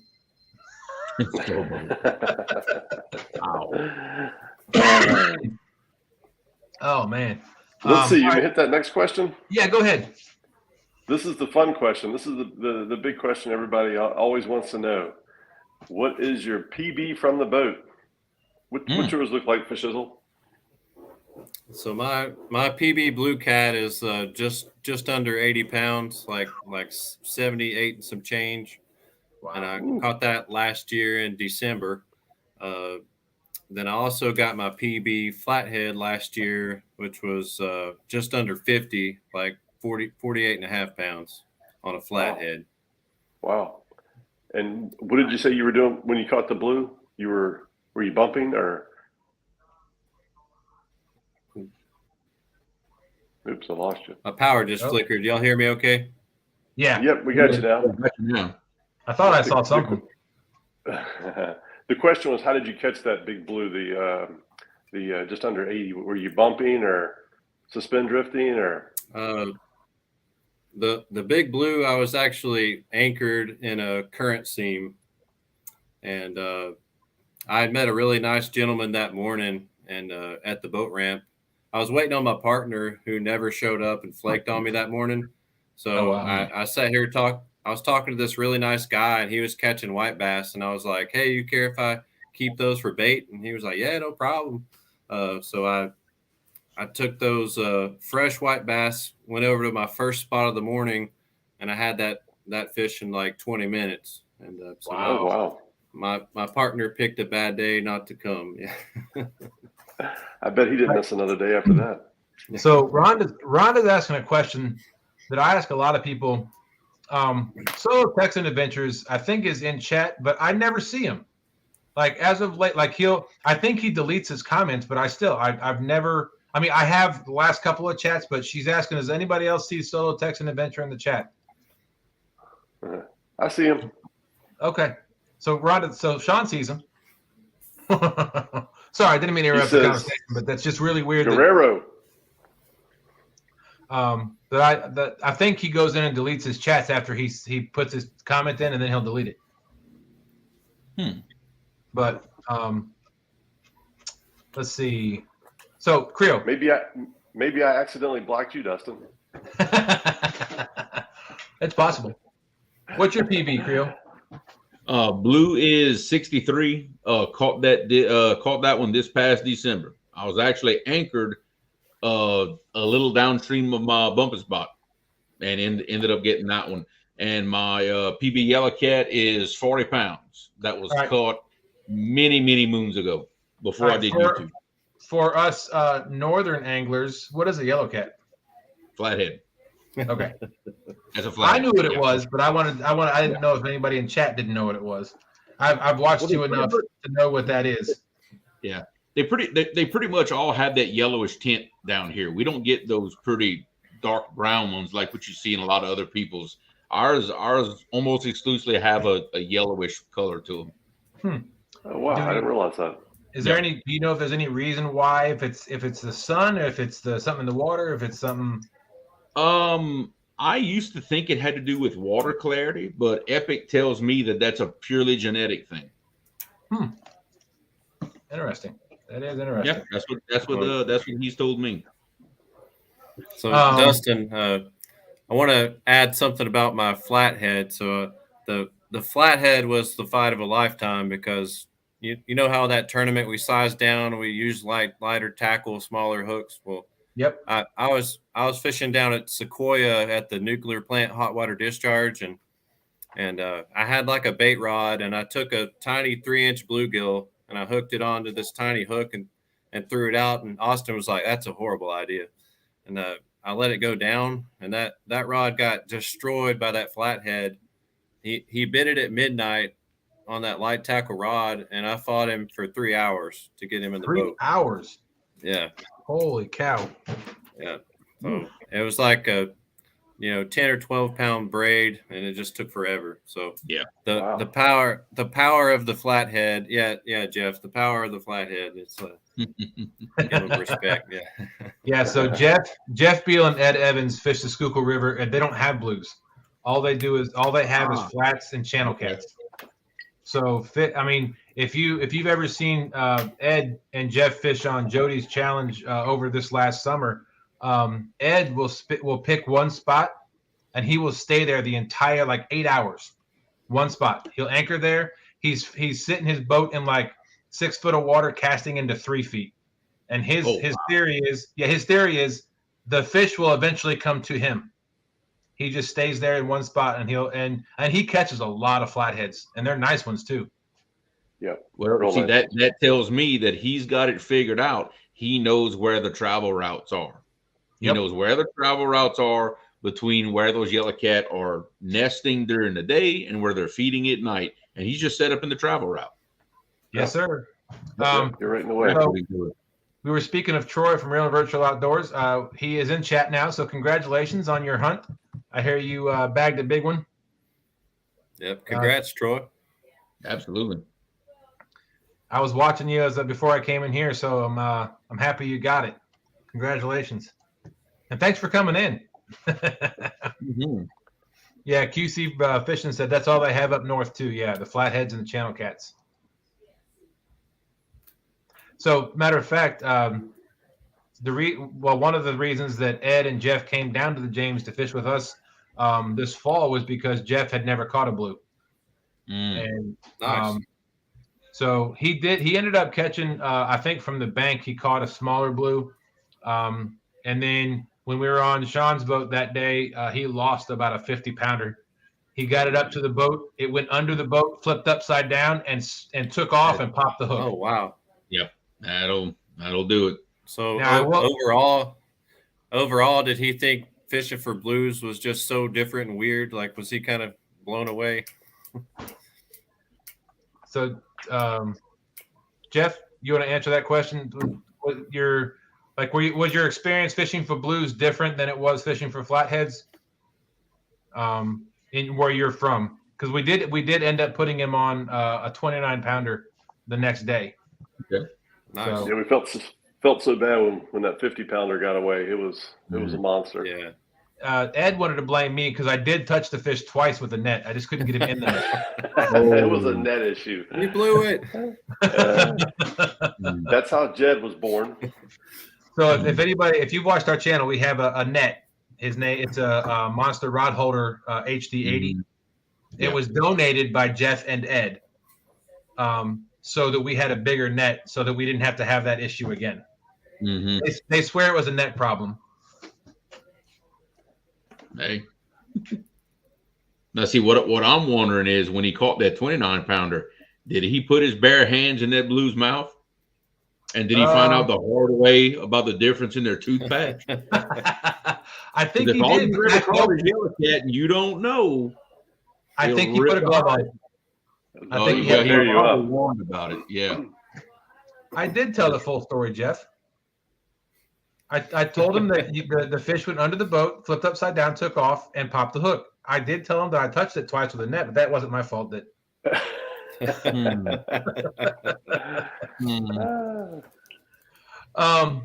So back to the questions. I think we covered the next question, since he asked the PB question. When you guys are out on the boat, do you bring food with you, and what is your preferred snack if you bring food out on the boat with you? Ooh. Man, my preferred snack is whatever kind of junk I can get at the gas station, because gas station food is just awesome. And, I agree. And then during the Whisker Bowl, Bob and I brought this like 17-inch Blackstone. We were cooking bacon and eggs, so breakfast food would be my second choice. There you go. Awesome. How about you, Creole? It was the same thing. Normally, it's whatever's at the gas station when I'm filling up the boat. I know one of my favorites down here. We have a brand of potato chips called Zaps that's made it here in Louisiana, and they got flavors that nobody else has. So I love having those on the boat. Every now and then, Dad may go to the store the night before, and we'll actually bring like the actual food on the boat. And we had a YouTuber experience that with us once, like the boudin, the hog head cheese, and like all the real like heavy Cajun stuff. But we don't do that very often though. That requires too many pit stops afterwards. So we leave that off. You know, some foods out there are bad luck. Like you don't bring a banana on the boat. And me and Austin decided if I buy like a frosted honey bun, like we're not going to catch anything. So I had to stop bringing. So, hey, Dominic, all the fishing's in the house. What's going on, Dominic? So real quick, the funny thing about y'all's comments about you talking about what you eat on the boat, both Danny Stone and John Parker both said they don't eat when they fish. Wow. And I will say I don't eat much myself. I'll have Gatorade or I'll take a Body Armor or water, but I tend not to eat much when I'm on the boat either. I mean, Sean brought that up when we were on Mark Catfishing Crappie's podcast. Mark asked that question, and Sean was saying how he was surprised that I don't eat much when I'm on the boat. Yep. If I go more than 2 hours without eating, I'm like hangry. I'm like, I need some food. And we normally have teenagers on the boat too, so I mean, snacks have to be at the ready. Well, there's a reason we call his son Snacks. I mean, okay. when Ryan comes out on the boat, he's hitting the snack bag before we get the boat in the water, and then he's probably 4 snacks in before we even get our baits in the water. And he's every 10 minutes. What else we got to snack on? We got any more food? Yeah, I know. So we started calling him Snacks. And that's how he got to 6'4" before he was 14. Yeah. So Ed Evans said, fishing for blues for me is easier than fishing for flatheads, but we don't fish during the day for flatheads. Nah. Nice. So that was another bit of an experience for them coming up here. I mean, not to say they've never fished in the day before, but we fished exclusively during the daytime when they were here. So Gotcha. And Jeff said the sections of river are similar. The water is cloudy. Yeah, when they fish up there, I guess the water is clear. So we actually have two parts of the James. So the lower James from the fall line down out to the ocean is a cloudier, murkier water base. If you go up above the rapids and above the dam, I was shocked the first time I went out with Sean. We put in, it was probably 5 or 6 foot of water, and I could see the bottom.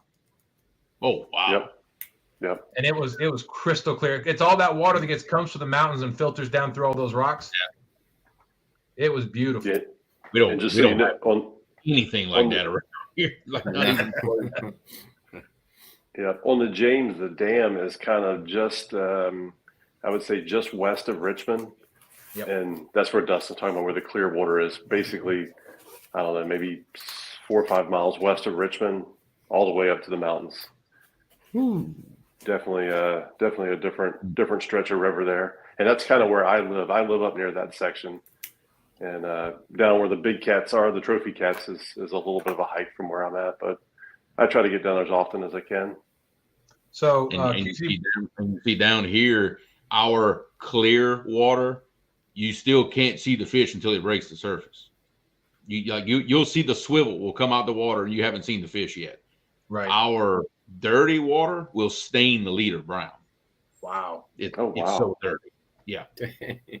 Now, I will say the lower James where we typically fish, if I get to the boat ramp, or if I drive across the 95 bridge where I can see the water and the boat, if it looks like chocolate milk, my boat's not going in that water.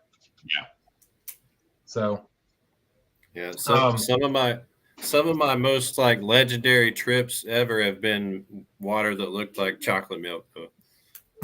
It can be on fire. I'm sure it can. And I will say I've done it in my old boat. I did it once with my father, but we didn't have a very successful trip.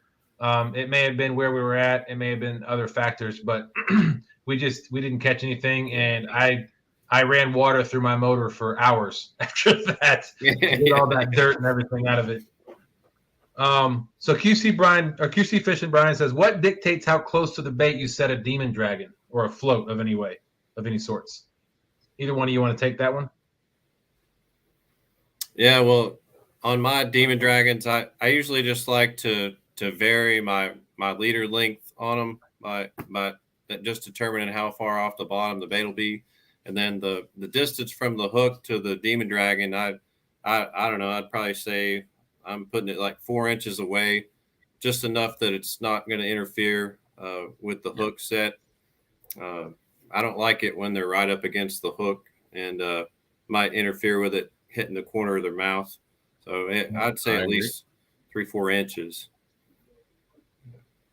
Yep. And I don't use them. I use them some. I don't use them a whole bunch because, like I said, our currents on average are so fast that it doesn't matter what you put. It's not going to float. It's going to pin it to the bottom. So I'm using them strictly for rattle purposes, not really for a float. But I agree with him is that, I like to keep a gap, 6 inches plus or minus, just so I'm sure that it doesn't interfere with a hook set. Yeah, I'll say for when I put them on my hook, it doesn't matter how long my leader is. It doesn't matter what the current is. It doesn't matter, what the situation is. I try to keep my spook the same distance away from every hook. Yeah. And it's 1, maybe 2 inches, 2.5 inches. I try to keep it consistent on everything. Mm-hmm. Yep. Doug Talley said, do you guys prefer live bait or cut bait? Creole, you want to take that one first? Oh, I'm 99.9% cut bait. I very, very, very rarely use live bait. Even the little bit that we fish for yellowcat, we've caught more on fresh cut bait than we do on live bait. We just do better all the way around with good fresh cut bait. And what is your cut bait of choice, Creole? Slicker, skipjack, 100%. Gotcha. They have different names for the fish down there in Louisiana. Louisiana. It's actually easier to tell you what we call it by their actual name. That's a much shorter list. Much shorter list. What about you, Fishizzle? Do you prefer cut bait or live bait? Yeah, I prefer cut bait. You know, I'm 90% of the time I'm using cut white bass, cut skipjack. If I can catch some bluegill like local to the hole where I'm going to be fishing, a lot of times I'll just keep them alive in a bucket and throw them down there as live bait. So I'm not 100% cut bait. I like both. I do enjoy shiner fishing, like for the smaller stuff. If you just want action, like we did during the Whisker Bowl, we can go over to like Jack's Bait and Tackle over here and get really good shiners. And just if you want action, like catching smallmouth, largemouth, small cats, like you can just wear fish out certain places. So I'd say probably 75% of the time I'm on cut bait.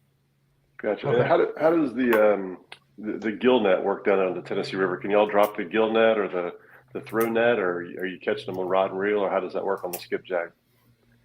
On the skipjack, I'm catching them on rod and reel, and you know, when they're running at the dam, you know, you can catch 50 like in a hurry. So and I'm throwing like a 3/4 ounce egg weight and a long leader to a Foley spoon most of the time, or sometimes when I'm shiner fishing, the skipjack will nail those shiners also. So, I think that's the same thing that we use here for shad.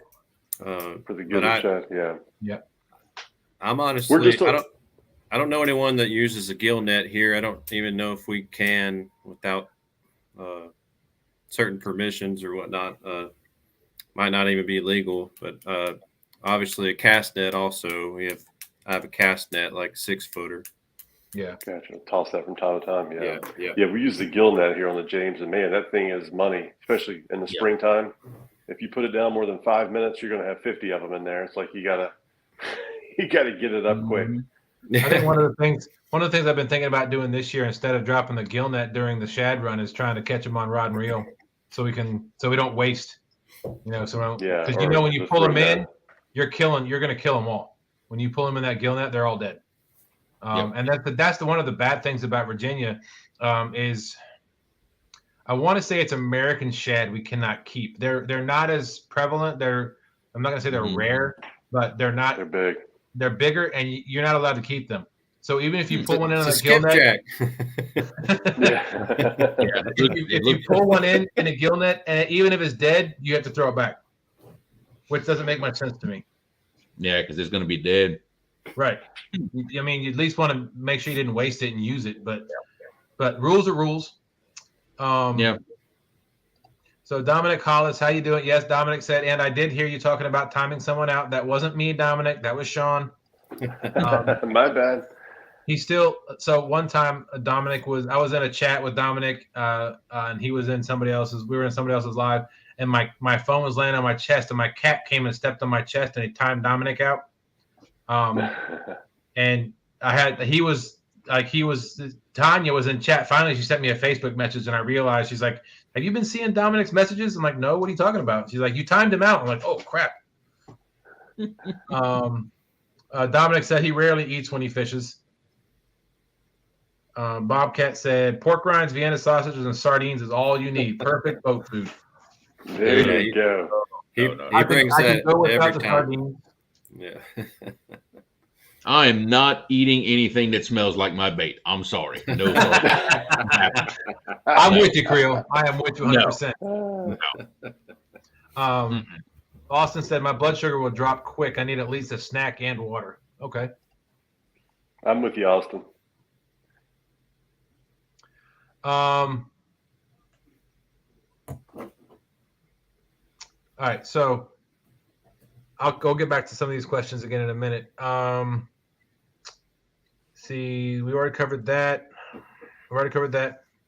So Creole, do you fish exclusively for trophy cats, or do you fish for any other type of fish?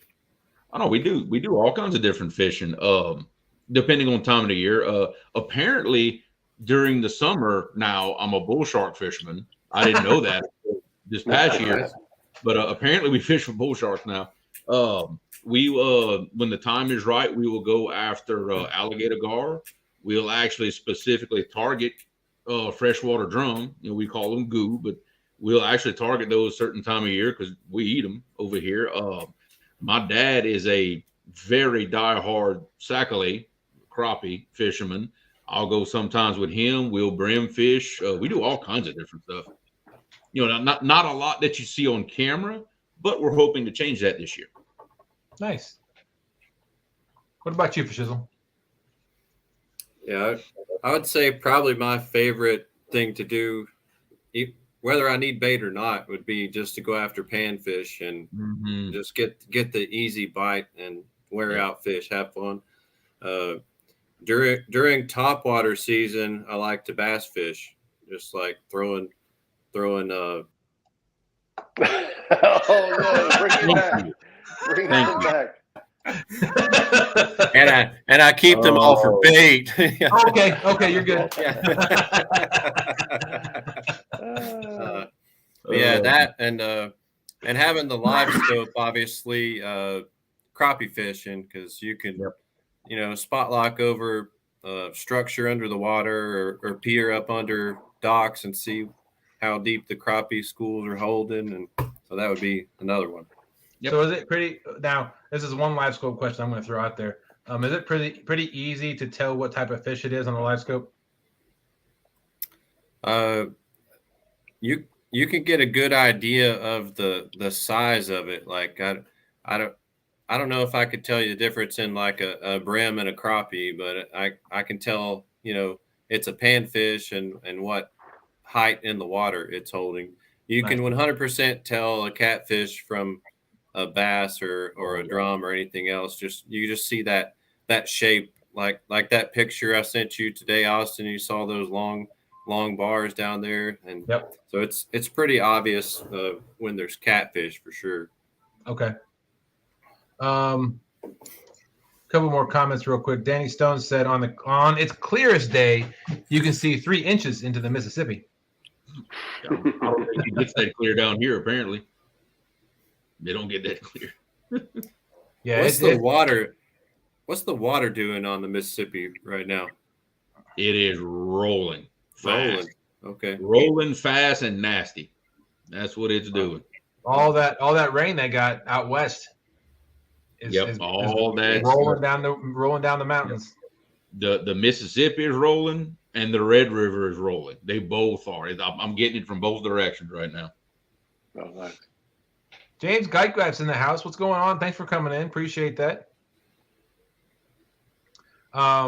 Fish and Fever is talking about gill. We were talking about gill nets earlier. He said, I thought you could only use a gill net on tidal rivers and brackish water. Yes, that is correct. So as far as the gill net goes, like we can't use the gill net up past the city, up past the fall line, because at that point you're no longer in a tidal river. So the James River goes from a tidal river to, I don't even know, a non-tidal river up above the city. So we can't use the gill net up on the upper James, only from the city down. That must be a Virginia thing then. Yes, I believe so. Yeah, because in Louisiana, as long as you don't have over a certain length, you can use a gill net with just a regular fishing license without having to get a commercial license. I think it's 30 feet, something like that. I think it's not a long piece, but you can use a little bit of one just with a regular license. Yeah, Austin's saying I was correct. It is the American shad that are protected here on the James. QC Brian said, Creole, what's the name of that tackle shop online again? Triple City Anglers. Code Creole 10, buddy. It's 10% off. Let's see. QC or Buck Williams said Creole is a master pond bullhead catcher. Just saying. Yep. My best friend owns some property just down the road from me. He has a really big pond that is infested with those things. It's full of them. So any chance I get, sometimes we go just with the kids just to let them catch them, but it's nothing to catch 30 or 40 in an hour. Wow. I tell you what, I caught my first bullhead, I guess about a year ago down in Florida, and those things can fight. I had no idea how much the bullheads fight. No, these are tiny. You know, they're bait size. They're 8 inches long max. But Right. we go fishing with some little ultralights, so it makes it fun. There you go. Let's see. Jeff Beals said Red Bull, turkey, American cheese, hoagie, and gummy worms. Top it off with Reese's Pieces for a camp out on my boat. Catches those flatheads. There you go. That's a lot of gas station food there. Oh Lord. Oh That sounds like bathroom trips too. yeah. That. Oh man. Oh wow, it is 12 o'clock. Let's We got get. a sticker to give away. You mind if we give a couple more questions to you guys? I'm good. Yeah, that's fine with me. No problem, Dustin. Awesome, I'm good. appreciate that. Go ahead, Sean. You want to ask the next? I think it's the rod length one. Here we go. Do you guys prefer a specific rod length while fishing from the boat? Either one of you, whoever's ready. All mine are 7.5 foot. I don't think I have to think. The only rod I have that's not 7.5 is my rod that I snag Asian carp with, and it's a 10-foot surf rod. But other than that, for catfishing, it's 7.5. Gotcha. Yeah, same with me. Just like your standard length Mad Cats and Hellcats when I run on the boat. Yep. Gotcha. Now, to follow up that question, this will be the last question. Do you? And we'll start with you, Fishizzle. Do you prefer braid or mono? Wait.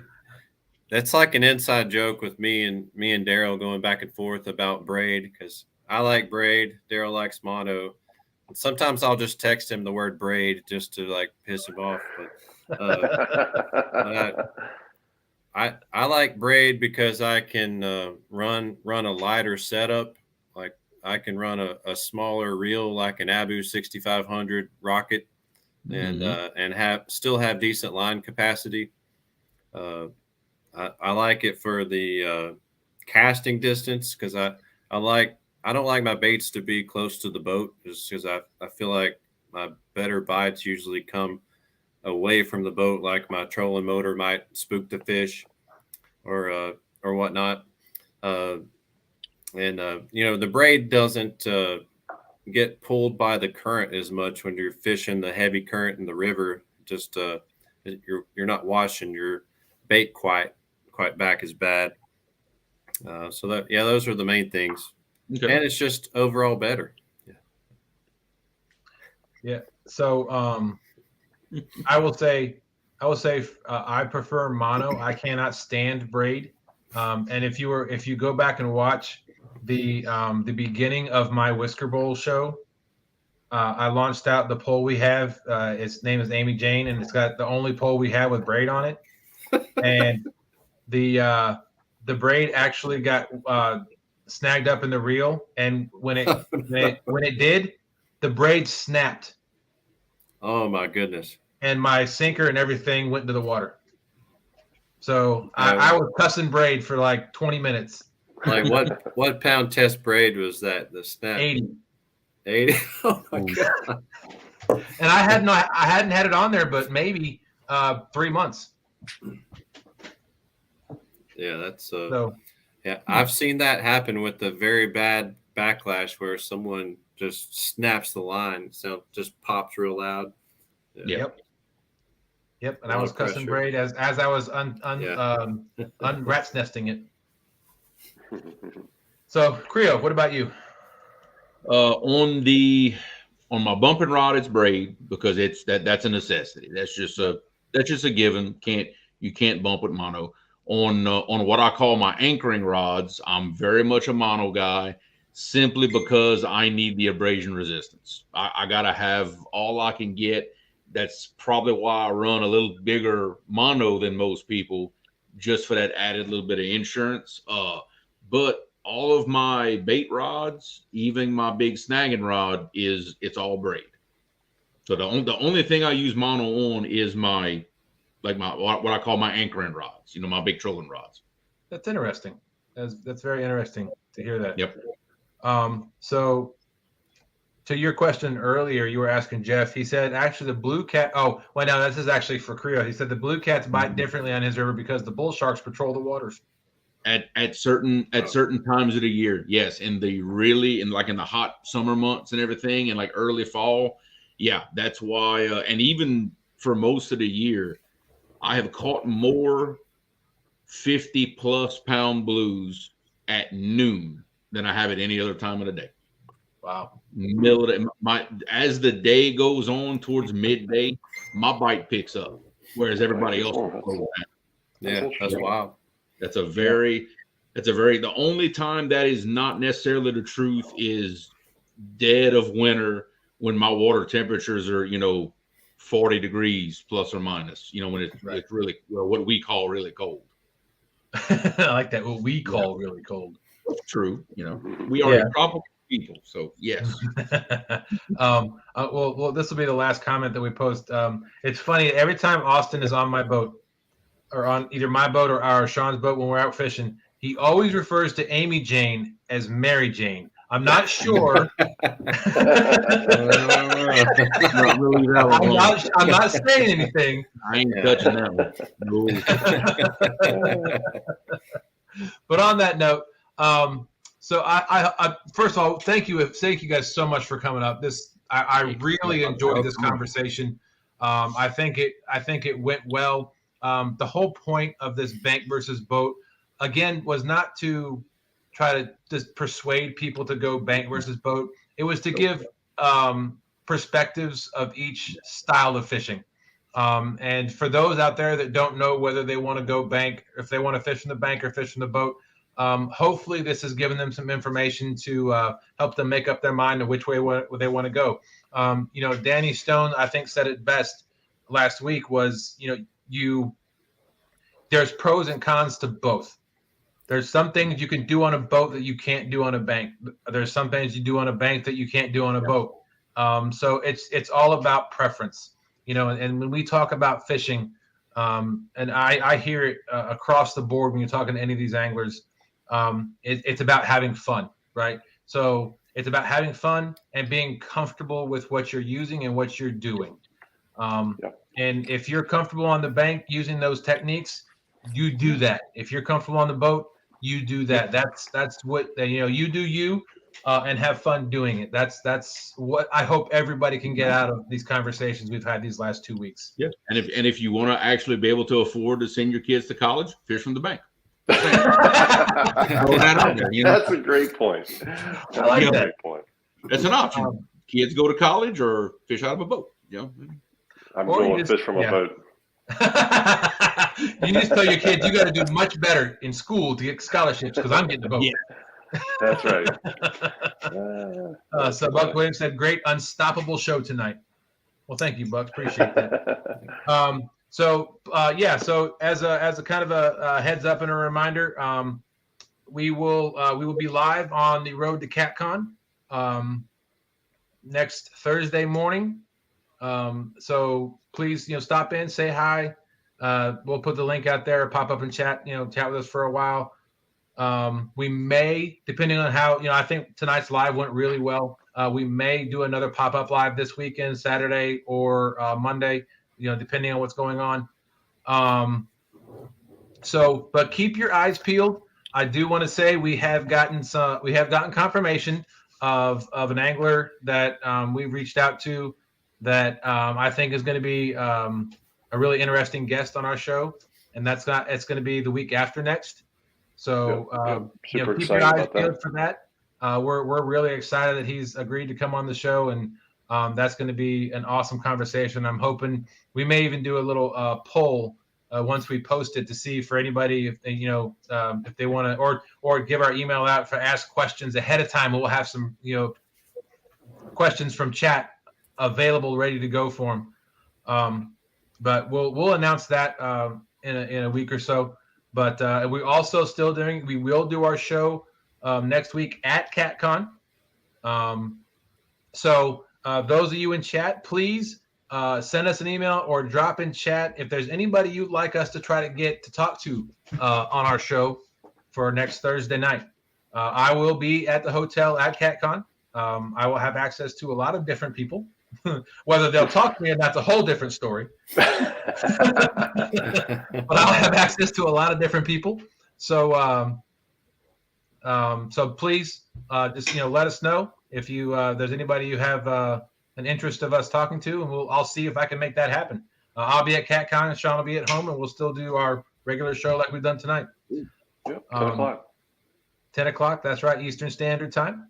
But again, thank you both for coming up. We really appreciate your perspectives and the knowledge that you bring to the table, and for everything you guys have done and do in the catfish community. Good luck for Fishizzle for your nomination for Best New Talent. I'm not worthy. I'm not worthy. I feel like I think they just needed another warm body to put next to your name. No, you definitely got chosen for a very specific reason. Yeah. I can. Okay. Absolutely. Well, thank you for the good luck, buddy. And Absolutely. And chat, if you're not subscribed to these two guys, please take a moment and pop over to their channels and hit that subscribe button. They've got some great content. And Both of the links are in the description. Yep. So on that note, thank you. Rhonda posted the fishing for a road trip to CatCon.